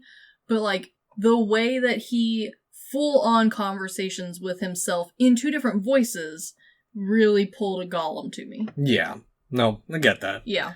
So he goes to warn the Hekes of what the Genji are up to when they proceed to head out as he's gonna head for the hills, but they tie him up and drag him behind them as they go to ambush the Genji. Oh, this poor guy. Which we cut to the Genji who have a cart that's dragging a coffin behind them. I like the symbology, but also, like, why isn't the coffin in the cart?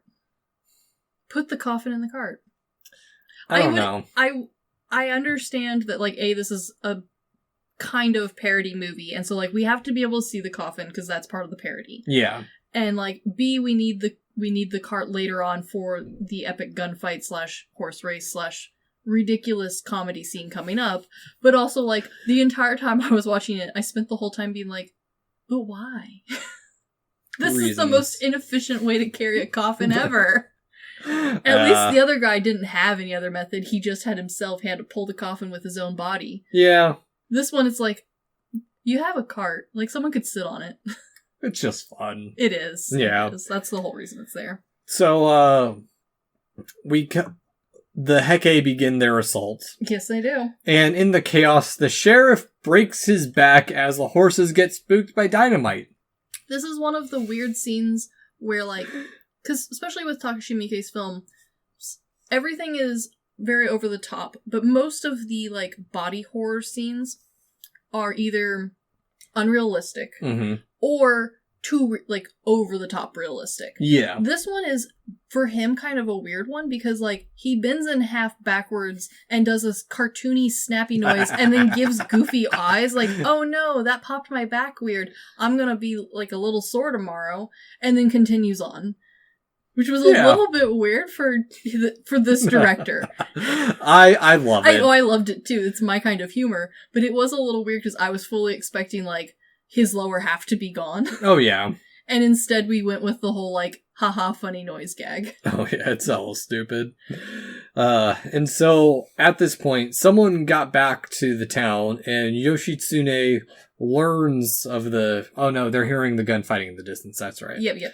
He learns of Gunman's betrayal as Gunman escapes through horseback in a very... Lone Ranger-esque way. A very awkward editing part, too. I kind of liked it, though, because it brought back those weird memories of Princess Bride, where at the end they jump off to the white horses, and, like, they, like, gently float down to the horse, because, like, clearly we didn't actually jump from the second story onto a horse's back, because that would hurt everyone's crotch.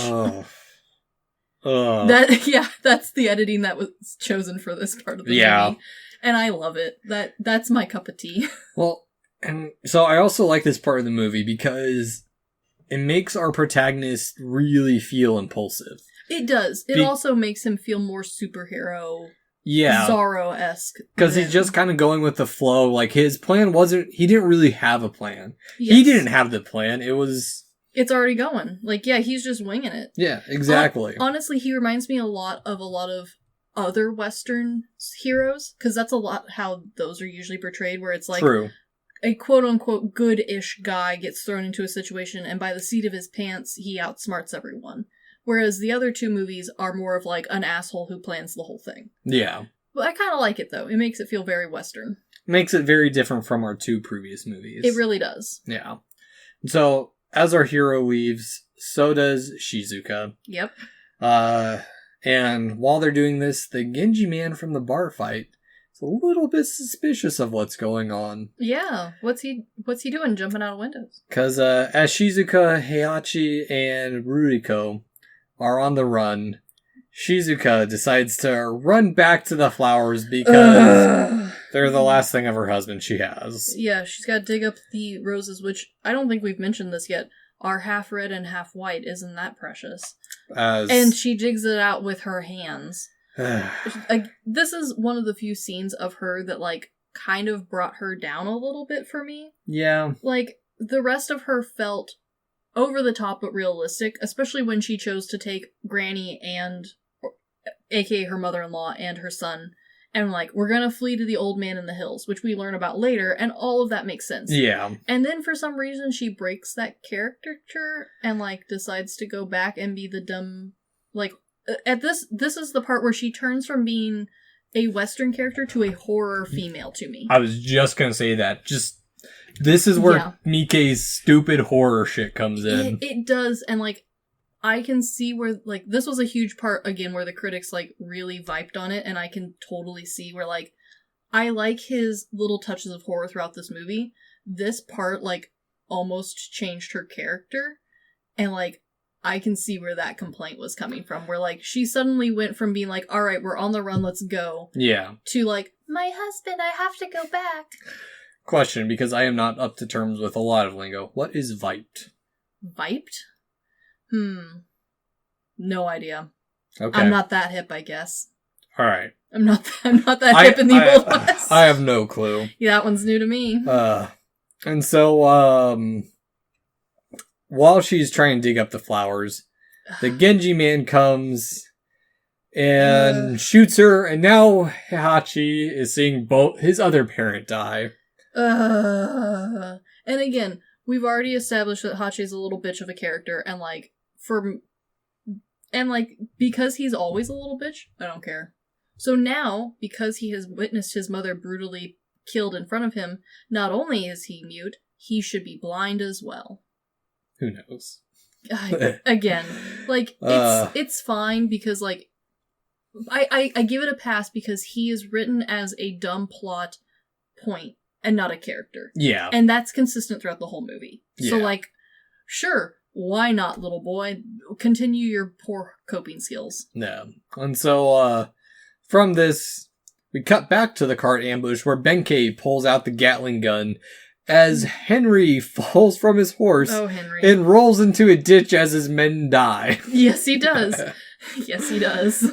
Which, at this point, Dynamite fell in the cart. Oh, that's why Dynamite's in the cart. That's why the coffin's not there. And not just a little bit of dynamite, a lot of fucking dynamite, and one guy sets the cart on fire. Isn't that great? Kills Benkei in an explosion as Henry emerges to steal the Gatling gun. Oh, God. And while he's gloating, Yoshitsune arrives on the scene and shoots at Henry with multiple trick shots. Yeah, like, curving very far. Yeah, what's that one stupid Angelina Jolie movie? Curve the Bullet bullshit. Yeah, that one. This one is even dumber than that. But honestly, I kind of liked this one's dumb trick shot more than that movie's dumb trick shot. Because that one's dumb trick shot is stupid physics that once you actually stop and think about physics, you're like, no. Yeah. But if you're ignoring physics, which I think most people did during that movie, it's fine and it works. This one, you are already supposed to be stopping physics in your head because we've already established a lot of dumb things. Yeah. And instead, this one goes, but what about wind? And you're like, okay, yeah, maybe. Strong enough, I mean... Yeah, maybe. But, like, no, that's not... This isn't it. But, like, because of that little, like, backward twist, you're like, yeah, sure, why the fuck not? Yeah. And so, we learned that Henry is fine because he is wearing an iron plate like a fistful of dollars. Yeah, yes he is. I like this a lot. It's so... And, like, it's a good trope, too, because the way he is wearing the iron is very, like, European breastplate. Yeah. Which ties back into him, like, retitling himself Henry. You're not wrong. And so, from this, we cut back to the village, where the hero tries intervening, but ends up getting the shit beat out of him by the Genji dude, who is now about to rape Shizuka. Yeah, this scene was a weird, like, homage back to previous films where our hero gets the shit beat out of him for, like, quote-unquote good cause. And also kind of a weird nod to, like, those old Western movies where the romance scene is very, very rapey. Yeah, the only, like, difference here is, like, this scene specifically takes a real hard U-turn into horror territory, because you can tell where her acting changes from, like, soft female that could arguably be in a horror movie to, like, the full female screaming in a Takashi Miike film. Yeah, it's when he sticks his thumb in her bullet hole. Yes. And so, like, this is the part that, for me, I didn't have the emotional time for. This was too much screaming for me. It was 9 o'clock at night, and I didn't have the patience for. So this is the part I skipped ahead, I think, 20 seconds. Okay. I see it now. Yeah. Yeah. I mean, it is a bit rough. Yeah. And so, for me, this also has a resemblance back to when Sanjiro's getting the shit beat out of him in Yojimbo. Again, that is very much a heavy tie-in. Yeah, stealing elements from all over the place and just rearranging them and doing his own thing with them. Yes, and I do like that this one, though, you can clearly tell, like, oh, this is the part where in Yojimbo he gets the shit beat out of him. But unlike Yojimbo, where we could have easily had him captured, put in a cell, or in the attic, like in Yojimbo for some reason. It's happening during all the fast-paced shit. It's skipping over what could have been the normally boring parts. Exactly. Yeah, I liked that aspect a lot. Yeah. And so, while this is all going on, the Genji dude gets shot out of nowhere by Toshio, who is the mayor, that's his actual movie name. Yes, yes. Who freaks out after shooting the guy, and before he's about to be shot by the Genji man, Ruriko tells him to toss the gun as she pulls some anime deflecting the crossbow bolt bullshit. Love it. I love it. And kills the Genji assholes. And this is the part where everyone who has that anime, like, sixth sense went, I fucking knew it! Because from the get-go, all of us were like, I knew Granny was something special. Because we learned Ruriko is really Bloody Benton. Yes. And she then proceeds to absolutely own ass, and I love her. Yeah, because also at this point, I do feel a little bit bad for Heihachi. Yeah. Because he's learning shit the hard way. Yeah, he really is. But also, like, again, his character is almost like null and void in this movie up until the very end. Yeah. And so, like, I give him a pass for most of this. Whereas with Granny, her character is so over the top, so anime, so badass, and we didn't bother to pass any of this knowledge down to any of our children? No, because you gotta keep it secret. Gotta keep it safe. We're gonna learn the town has more secrets. It does have a lot of secrets. This is a secret town. Because we now cut to them preparing to flee once again. Yep, gotta get out of town again. As Toshio is sent out to get guns because someone owns Bloody Benton. Someone owes. Owes. Yes. Owes. And now we are at the house of the man who owes Bloody Benton. And rolls out Decrepit Pringle. And at this point, we turn around and we start heading towards Wild Wild West territory. Because there are some stuff in this. So while he's wheeling out in his electric wheelchair. Yeah, he is. There is a duck head ornament on it, or on one of the arms, that is a nod to Stuntman Mike's gear shift, or the stick. Is that what it's called? Shifter? The shifter. Yeah. I know shit about cars. It's okay. Which is a reference to Tarantino's movie, Death Proof. Yes. Where we learn the legend of Bloody Benton, who was a talented musician, and she wielded her instruments with 2 hands, but in battle she had 8 hands.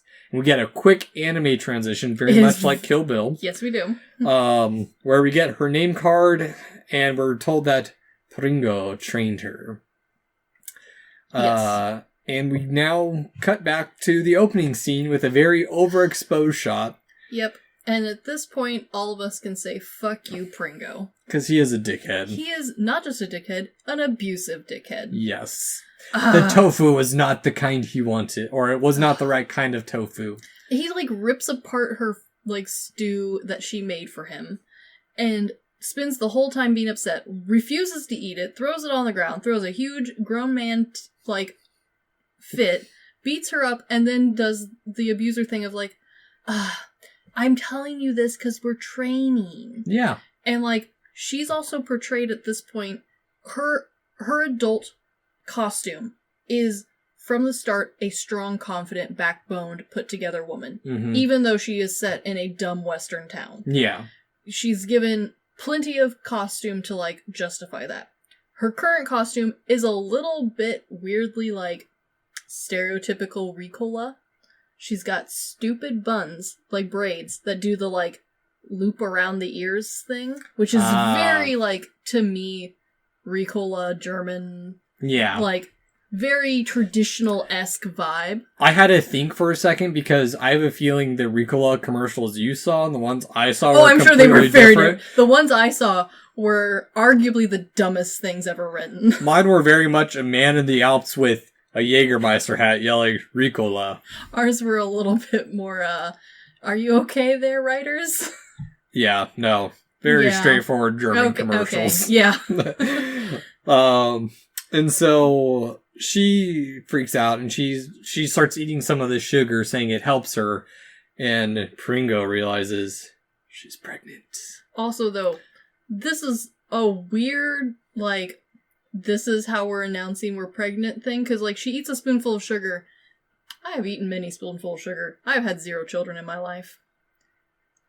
I have just full-on eaten sugar. I feel like a lot of people have just eaten sugar. Yeah. Yeah, this is, like, I don't know if this is, like, meant to be a nod back to, like, some, like old wives' tale that maybe would be common knowledge in Japan that we don't have here. I don't know. I have no idea. I didn't even think to look into it. I just figured me neither. It just now came up, like, in my thought process. Yeah, something that calms her nerves to me. Yeah. And so we now we learn that Akira is Pringo's father, and when he asked how the boy is doing, the guy is Toshio is silent, and he's like, "Oh, he did. He did." And then we get the most meta, out of context, it's so dumb reference that I have ever heard. Where the first time I watched it, it took me a second to be like, "Wait, really?" Yeah, because Tarantino delivers the line that in my heart, I am just an anime otaku. Yeah, which, like, it's literally delivered like that. The rest of this movie, minus the one, like, don't be Django, has been more or less subtle. Because Toshio's response is, what? What? Because, like, everything else, delivery-wise, for this movie has fit within this weird universe we've built of Japan, Europe, and Western. Yeah. And, like, yeah, it's weird and it's a Frankenstein world, but, like, it holds its own rules. And it's been appropriately, like, in a time. I think I've got why Akira holds a little bit of, like, to you not having any value, just being a shallow husk. Mm-hmm. Because I feel his name was his name Akira is just for the stupid line. It is. It totally is. And, like, because they gave him an important quote, like, to quote my previous self, like, George Washington-esque name, and then it's just like, he is nothing. Yeah. And, like, everyone else in this movie is either named after something, or they are not. And the people named after things have roles and, like, background to them. And then the people, for the most part, not named after something are just background filler characters, or original to this film. For some reason, Akira is over here, like, having the name Akira, and then just dies because he threw some money at someone. And even then, it's glossed over because he's like, "All right, well, I do owe her. I'll give her the guns." Yeah, like, give me a second. I do like his character visual transition here, though, because it is very striking seeing Quentin Tarantino in a very Japanese film. Yeah. And his character goes from being purposefully over-the-top white man Western character in a, ramen spaghetti Western style movie to kind of blending in. Once he hits old man, he's got blanket over his knees. Yes, he's over the top. Yes, he's a caricature because he's got the stupid, Wild Wild West style wheelchair. But at the same time, he no longer holds this, weird Western ideal cowboy look. He's now just an old man. Yeah. And he kind of goes back to blending in, and I kind of like that. Yeah, it's a weird... transition. Yeah. Yeah. And so, speaking of transitions, we now cut to the Genji who are blowing up the Heke's lair. Of course they are. Fun fact, this was actually one of the last scene shot. Well, it is hard to re-put together your set. Yeah. And so, while this is happening, the hero is taken to the Native American hut hidden away in the mountains. I have so many problems with this hut. Yoshitsune cleans his sword. Yes, he does. And we cut to the graveyard where the sheriff emerges from the coffin. I love the sheriff from this point forward. There's no explanation in this version of how the coffin gets there. No, this was cut out of the Western copy of the film. Yeah. The original film is over 2 hours long by a minute or so. Wow. Hi, big boy. And so for the Western audience, we just get to accept that the sheriff has been buried. Kind of. The coffin's just been thrown to the side. Yeah, and honestly, I'm not mad. No. Because from this point on, we already knew that the sheriff was unhinged, crazy caricature of himself and of these other two sheriffs. Yeah. And from here on out, he is so over the top in both his, patterns of speech and how he talks between himself and also, how he acts, but he still gets to look like one of the most normal Western characters in this film. Yeah. I love this, this from here forward, he's one of my favorite characters. Yeah. No, I agree. And so from this, we cut back to the hut where we learn the truth about the gold, that the town does have gold. The town had, not just some, a shit ton of gold. Where Akira was supposed to protect it, but Heihachi is just a tragic kid because he was supposed to inherit being the protector of it. But he can't, because he's mute and now refuses to open his eyes. Yes. But he's hella good at playing what's the thing from Zelda? Ocarina. Yeah, he's got an ocarina thing he's hella good at playing. Or are we talking about the Spirit Tracks wind thing, the pan flute? No, it wasn't a pan flute because he has it around his neck, so you get a pretty good look at it. Okay. It's not quite ocarina shaped, but it's played similar to an ocarina. It's a type of ocarina. It's not the potato ocarina. It's not a potato ocarina. Yeah. But it's close. Yeah. It's a dirt ocarina. So our gunman is told that he can have all the treasure just as long as he takes it out, because they're not going to have any use for it. Yeah, they're all going to be dead. Which, honestly, smart Western move here. Yeah. Yeah.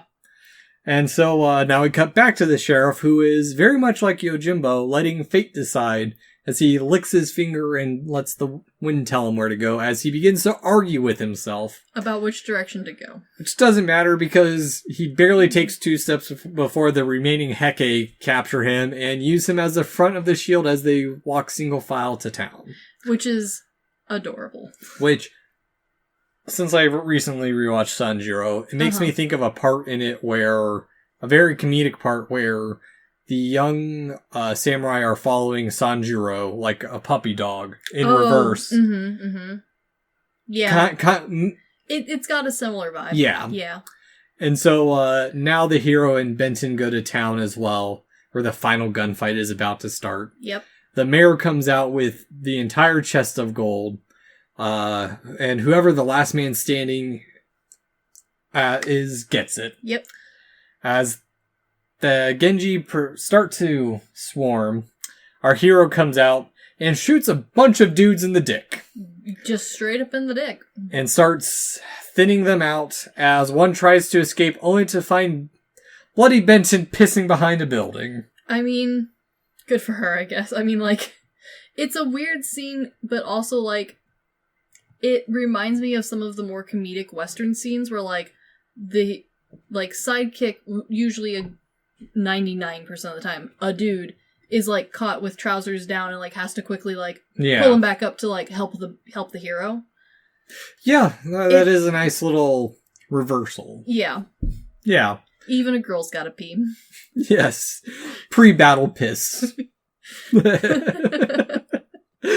And so amidst the chaos, Henry arrives and begins mowing down the rest of the town. Yeah, like, straight up just the town is getting destroyed with bullets. And while Benton's running away, her skirt gets her skirt gets torn from her dress. It's like a two-part thing, yeah. Like, her shirt part gets torn. Yeah, it gets torn and reveals a Yakuza back tattoo, not unlike Yojimbo. And also, like, her back tattoo is so... It's, like, stupid cool. Like, you could not have written this granny as any cooler. Oh, yeah. Because on top of that, after she kills a couple more, she licks the hot barrel of her gun. And it sizzles. Yes. And as Henry continues to thin out the street, our hero clears out the bar. And while he's doing this, we hear a very quick Wilhelm Scream. Yes, we do. It's sped up just a wee bit. I don't think we've had a chance to talk about this, and since we've put in a bunch of other history shit. Yes. Because we have not talked about the Wilhelm Scream on this in our 52 episodes of this show. Amazing. I don't know how we've dodged it so far. I don't either. A lot of people know the Wilhelm Scream because... Have you seen Star Wars? You've heard it. It's everywhere. The Wilhelm Scream is actually a stock sound effect that was first used in the 1951 film Distant Drums, but found notoriety in the 1953 Western, The Charge at Feather River, as a character named Private Wilhelm takes an arrow to the thigh, and he makes his famous Wilhelm Scream. Yes. Side little plug. I use the Wilhelm Scream in Sugi Logic streams quite a bit. Ah, perfect. It's a fun little redeem he has. And because it's, for free, half of the movies you've ever seen use the Wilhelm Scream. You've heard it, I promise. Yeah, everyone's heard it. So, as...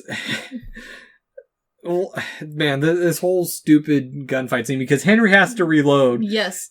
And like, everyone... he takes forever to reload. And everyone... gets up in front of him, besides the sheriff who's rolled over to the side. I love this part because this, like, solidifies the sheriff's caricature to me. He, like, crosses his arms like Wednesday Addams, falls like a plank onto the ground, and then speed rolls off into a ditch.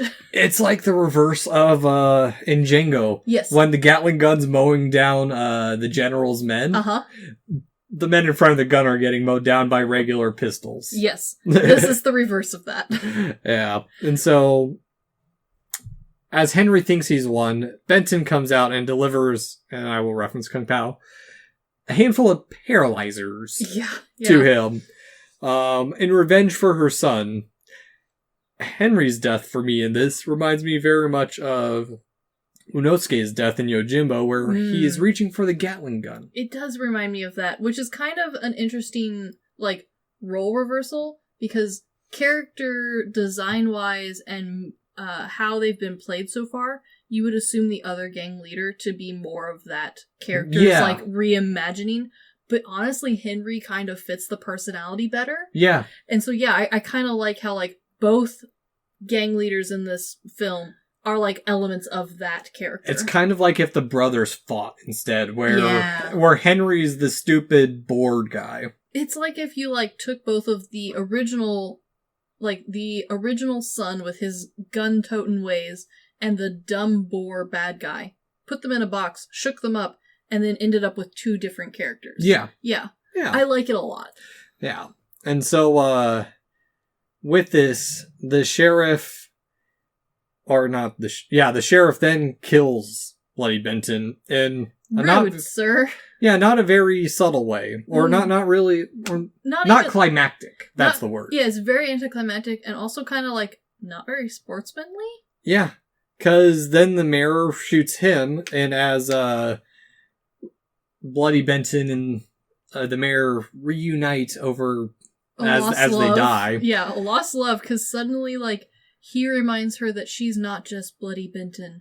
She's his Ruriko. And, like, it's a very cute, touching scene, except for the fact I don't care about who this man is at all. No, exactly. Like, we haven't been given literally a single hint of their relationship up until this point. Yeah. It's, like, quickly like, oh, yeah, plot.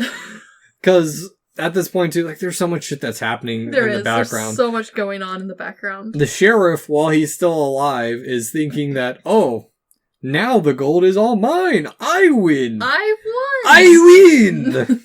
Which, he gets impaled by a cross. Or a tomb, or a grave cross. It's a grave cross. It's very reminiscent of Yojimbo's crosses. Well, Django's. Django's. Because while he's impaled, the cross reads, Mercedes Zaro. Yes, it does. From Django, which I didn't notice this until rewatching. It was thrown by the Native American. Yes. Yeah. Yeah. Got him. Yeah. And so, now that all the other cast is dead... Literally everyone in this goddamn movie is dead. It is the final showdown between Gunman and Yoshitsune. Yep. Where I love this part because the snow was not originally part of the movie. Ooh.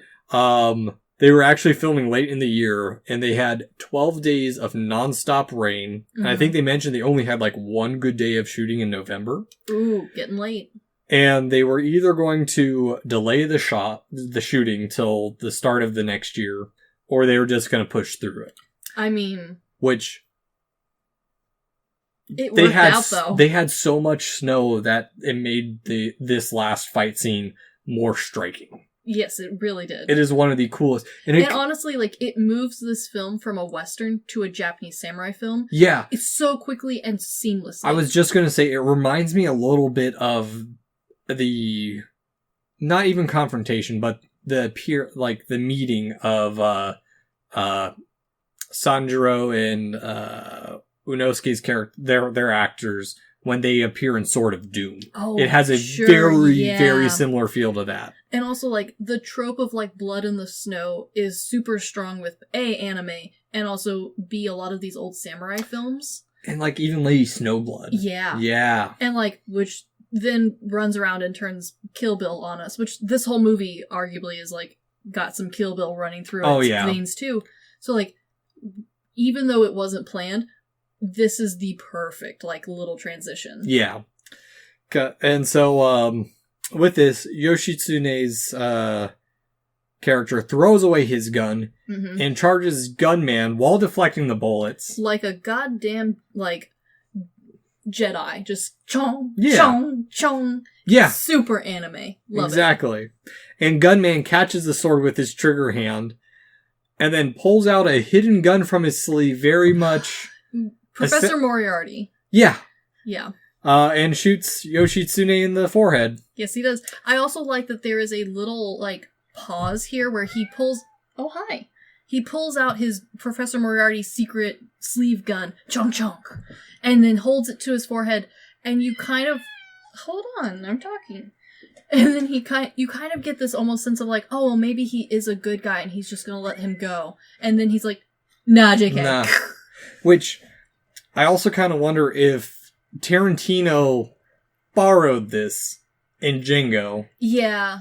Yeah, it does feel very similar. Yeah, when Christoph Waltz's character shoots DiCaprio. Yeah, it has a very similar, like, timing and vibe, but also, like, you know, this is totally one of those movies where, like, we're so all over the place with everything that, like... Yeah.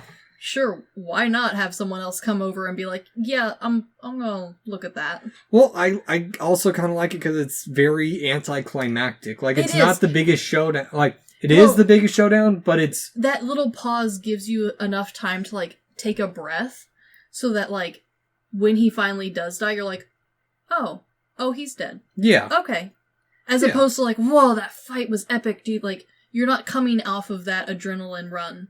You've already ended that and have time to be like, and you're dead. Yeah. Yeah, it's nice. It's very well done. And so, now the gold is left with Gunman, who buries Shizuka and Bloody Benton next to Akira. Yes, so sweet. They leave his gun, and he leaves his gun with the gold and Heihachi, and only takes a handful for himself.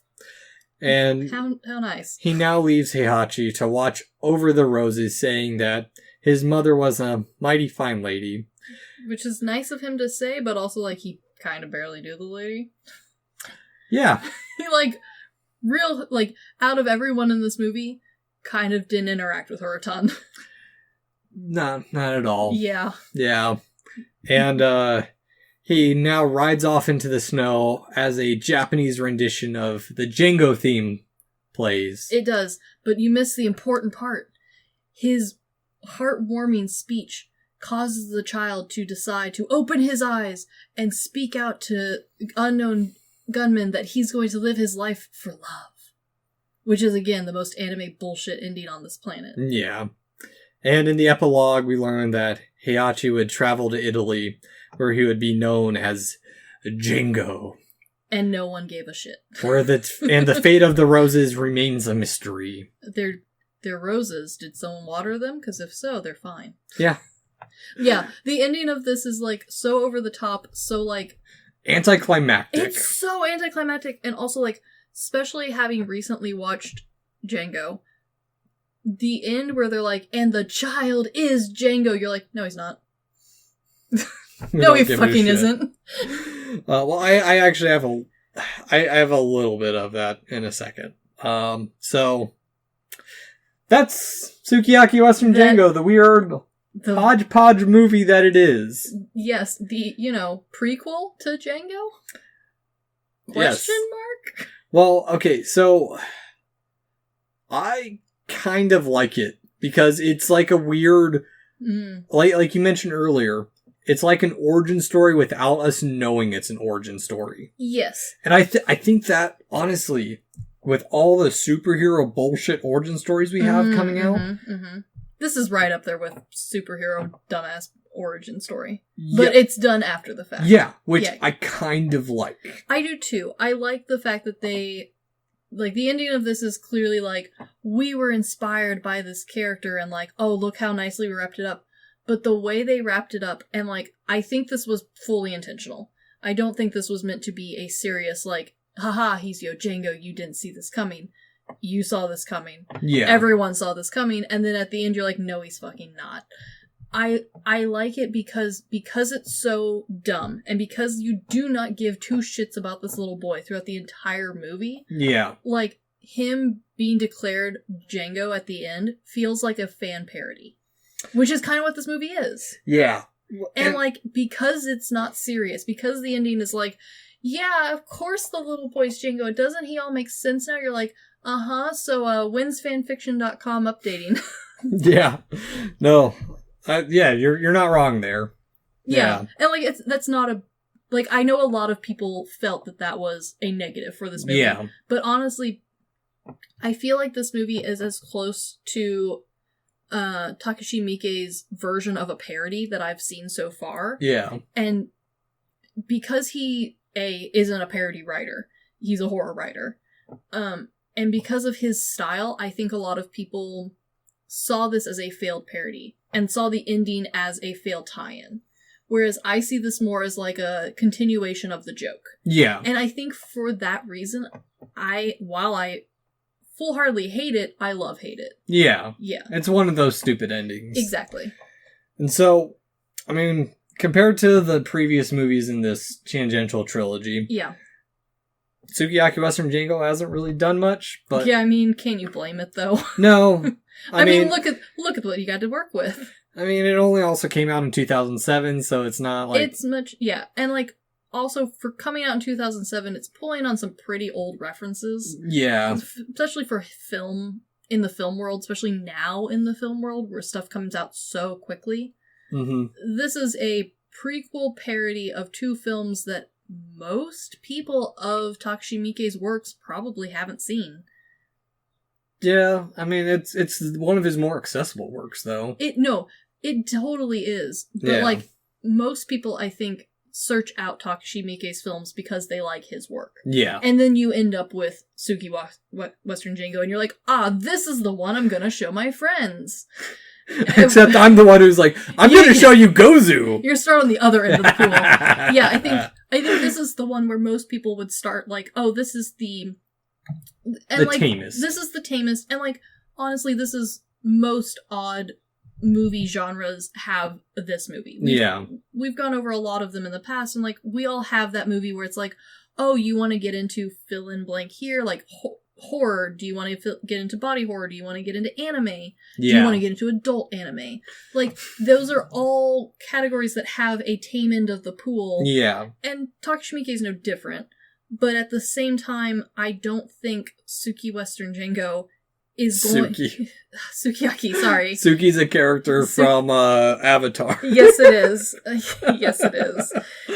I don't think you're going to, as a Western fan, or arguably even as a samurai fan, find this movie first. Yeah. I think this is very much one of those ones where you're either in the Django, like, trenches, and you're here to watch all 38, or however many there are, or you accidentally, after, like, a long night of binging Hulu or Netflix or Amazon Prime, end up here and you're like, oh, dope. Well, I think that's actually how I found this movie, is because I had watched Yojimbo and Django. Yep.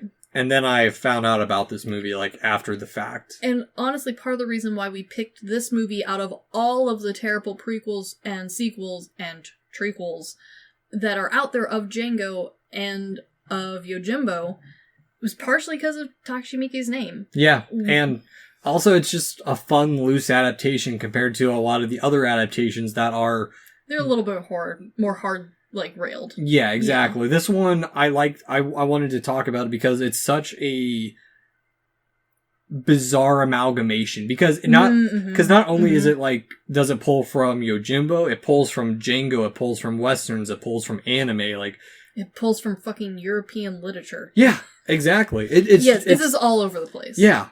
And I don't know, it's a movie where it just has a weird fitting in. And it does. Where it knows what it is, but we as an audience aren't really sure what to make of it at times. That's very true, but I also think that there is a very specific audience who is going to find this movie and they're going to fucking love this movie. Yes. And part of it could be the Takashi Miike fans, like what you fall into. And some of them could be the so bad it's good movie people. Like what I'm into. And like and there is like an entire subcult for that. We've seen a resurgence of a lot of those movies recently where people have come together and been like, oh, you like this too? Yeah, me too. I love that movie. I've been watching it since the 80s or the 90s.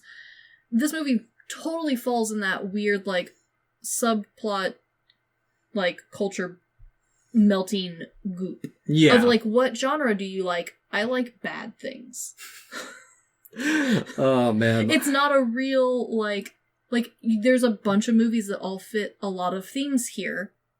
And I think that's why this one is one of Takashi Miike's more accessible works. Yes. Because this is one of the ones where you could put it in a lot of spots, and it'd still be fine. Yeah. No, I completely agree with that. I mean, it's... Because even then, so... We've touched on this a little bit. I want to talk about a couple other little odd things about this movie. Uh-huh. So... As we mentioned earlier, our version that we have is the shorter cut. We do. We have the Western version. I found out after I gave the DVD to you that I had a chance to get the 121-minute cut, the Japanese cut. Yes.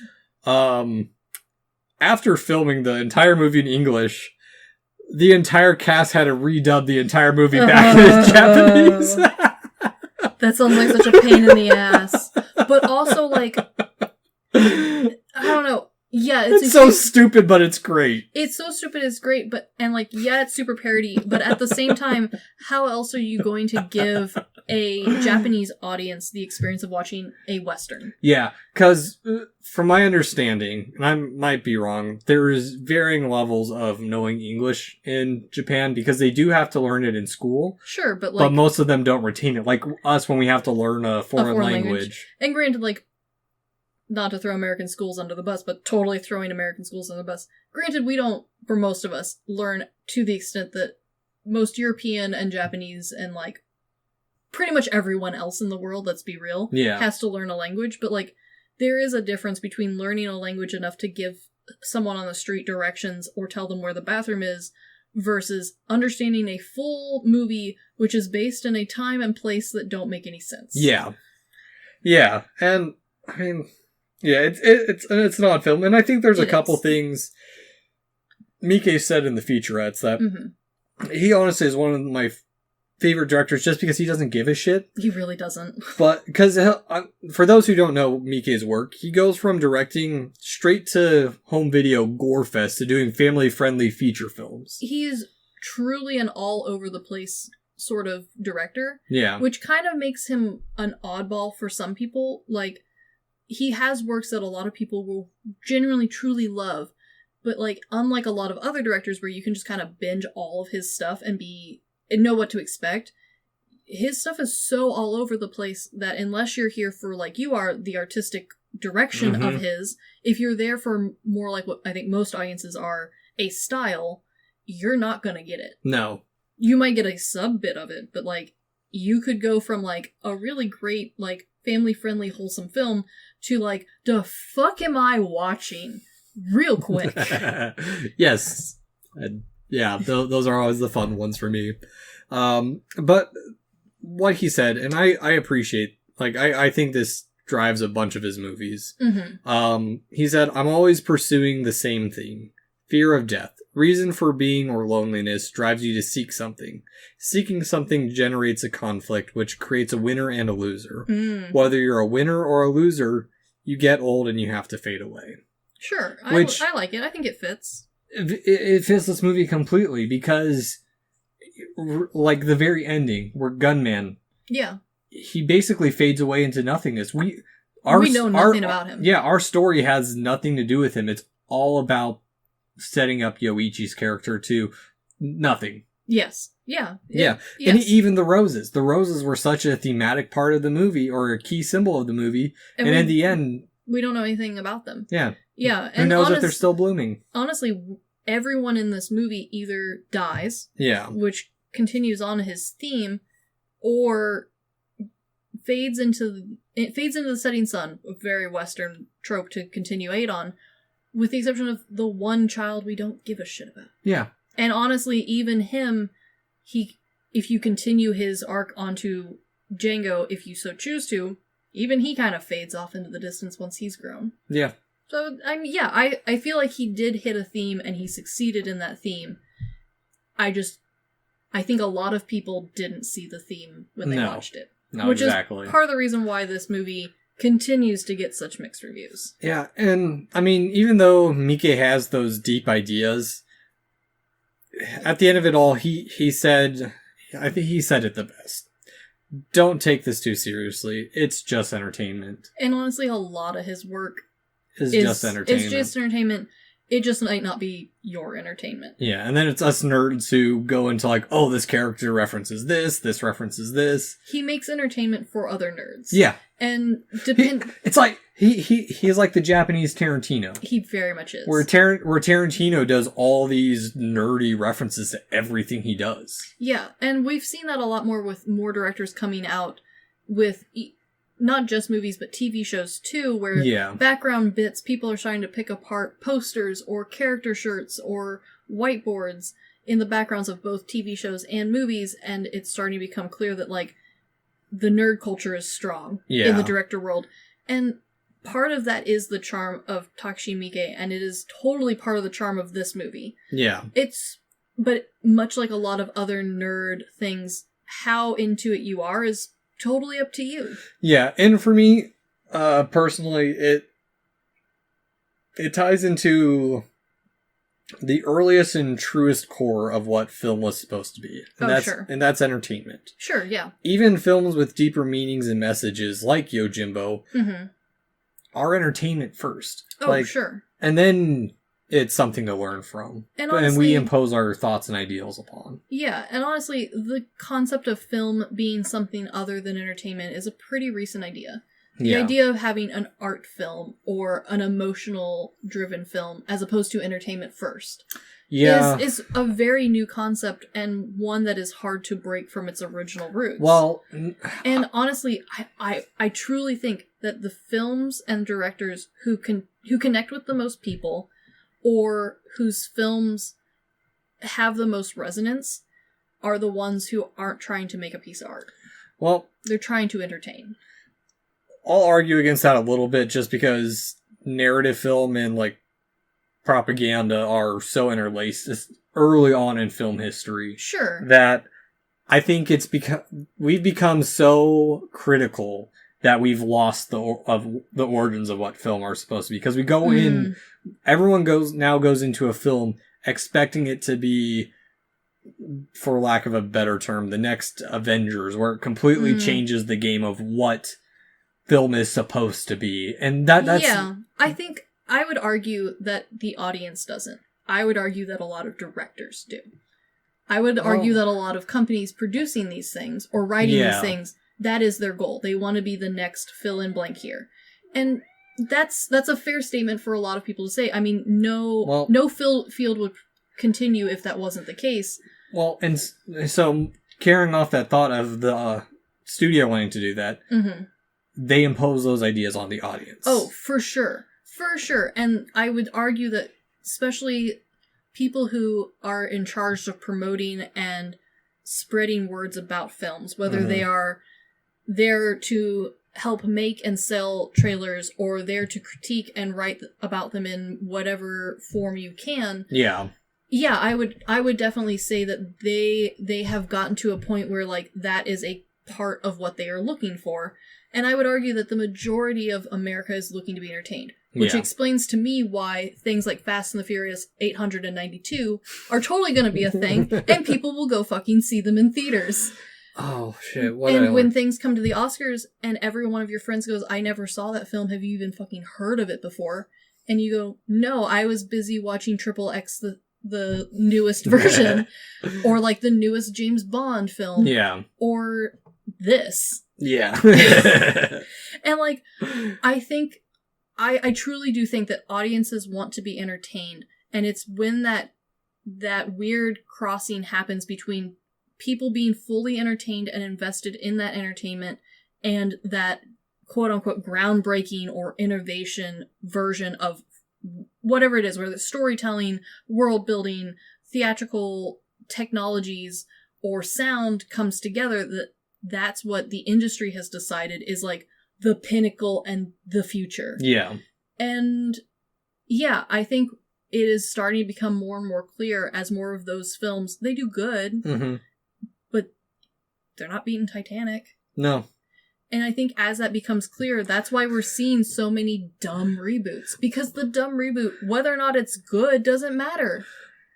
Only James Cameron is beating Titanic. But honestly, like, James Cameron is one of those people who, like Takashi Miike, people see his name, they know, like, this is going to be fill in the blank here, it's going to be nerdy as hell, it's going to be detailed as shit, and because it's James Cameron, you also know that you're going to get something that, like, to a Western audience, you're going to be like, entertainment is hell. Yeah. Takashi Miike, in a different bubble, does the same thing. You know what you're going to get to an extent. Granted, you might not know the plot, you might not know the story, you might not know the graphic level you're going to get, but you do know you're going to get a Takashi Miike film. Yeah. And this is a really good example of that. Yeah, true. So, at the end of it all, Chris, would you recommend Sukiyaki Western Django? To some people, yes. Some people. To some people. There are friends who like this type of humor. Yeah. We've got a group of friends who they love the parody stuff, and they love the over-the-top dumb parody stuff, like Spaceballs, like Kung Pao. Yes. And they also have an overlapping vendetta of Japanese, like, culture interest or movie making style, or are into samurai films. I think this is the film that those people are going to absolutely enjoy the shit out of. People who are into Westerns, like my granddad, like my dad, probably not. They're probably not going to get anything out of this. Yeah, it's too far removed from so that's the thing with this one. I personally highly recommend this movie. To be fair, I'm super biased on this yes, you one. are. But I understand where you're coming from, because Sukiyaki Western Django falls in that weird conundrum where it's so far removed from Westerns. Yep. It's so far removed from samurai films. Yeah, it is. That it's its own thing. It really is. And it's also not the same humor as a Western parody, which is why I would... It's not Blazing Saddles. It's not Blazing Saddles. And, like, most parodies with, like, I would recommend pretty openly to just about everyone, with the exception of a couple people who I know might be not their humor style. Yeah. Like, I know your humor style doesn't line up with a lot of parody stuff. Nope. But, like, most people probably would find most parodies funny. Yeah. This parody is a weird mix between a Western style parody of, like, Kung Pao's sense of humor, but also the seriousness and humor of Takashi Miike, which is of itself its own universe and world. Yeah. And so, like, granted, this movie's great. I love it. And if I find the right person, I'm totally going to watch it again with them. Yeah. But I can totally see how this is not everyone's cup of tea. Well, because I'm just thinking about it real quick. It makes me think of, like, a smarter version of Scary Movie. Instead of where it's a blatant ripoff in some areas. Yeah. But it's a more highbrow humor and references. Whereas Scary Movie's like... It's very pop culture. I know that horror movie. This one is the references for the history buffs. The Scary Movie is the pop culture buffs. Exactly. Yeah. So, but yeah. That was... Yeah. I mean, it is a good film. It's fun. It is a fun film. Yeah. Definitely... Go into it open-minded, I would say. Yes. So, but yeah, that's the end of our Yojimbo tangential trilogy. Yeah, it was a good one. It was. I enjoy a Western, though, so I am biased. Yeah, and I do actually recommend the way I forced my family to watch this set of trilogy. Yojimbo, Django, and then Sukiyaki Western Django. For sure. The other two are honestly really important for you to get 90% of the jokes in this movie. Yeah, no, exactly. Like, and for my family, who, besides like my brother and my mom on occasion, who don't really watch foreign movies, like, this is an easy foreign film if you want to dip your toe into the deep pool. Yes, yeah. So, and with that, sometimes you live by the sword and die by the gun. And in this case, you died by the gun. Yes. So, anywho, thanks for listening. Yep. Peace. Peace. Or, yeah, I screwed that up. It's okay. This has been The Good, the Bad, and the Weird. Yeah. Thanks for listening. Peace. Stole your line. All right, we're done. We're done. No more whiskey.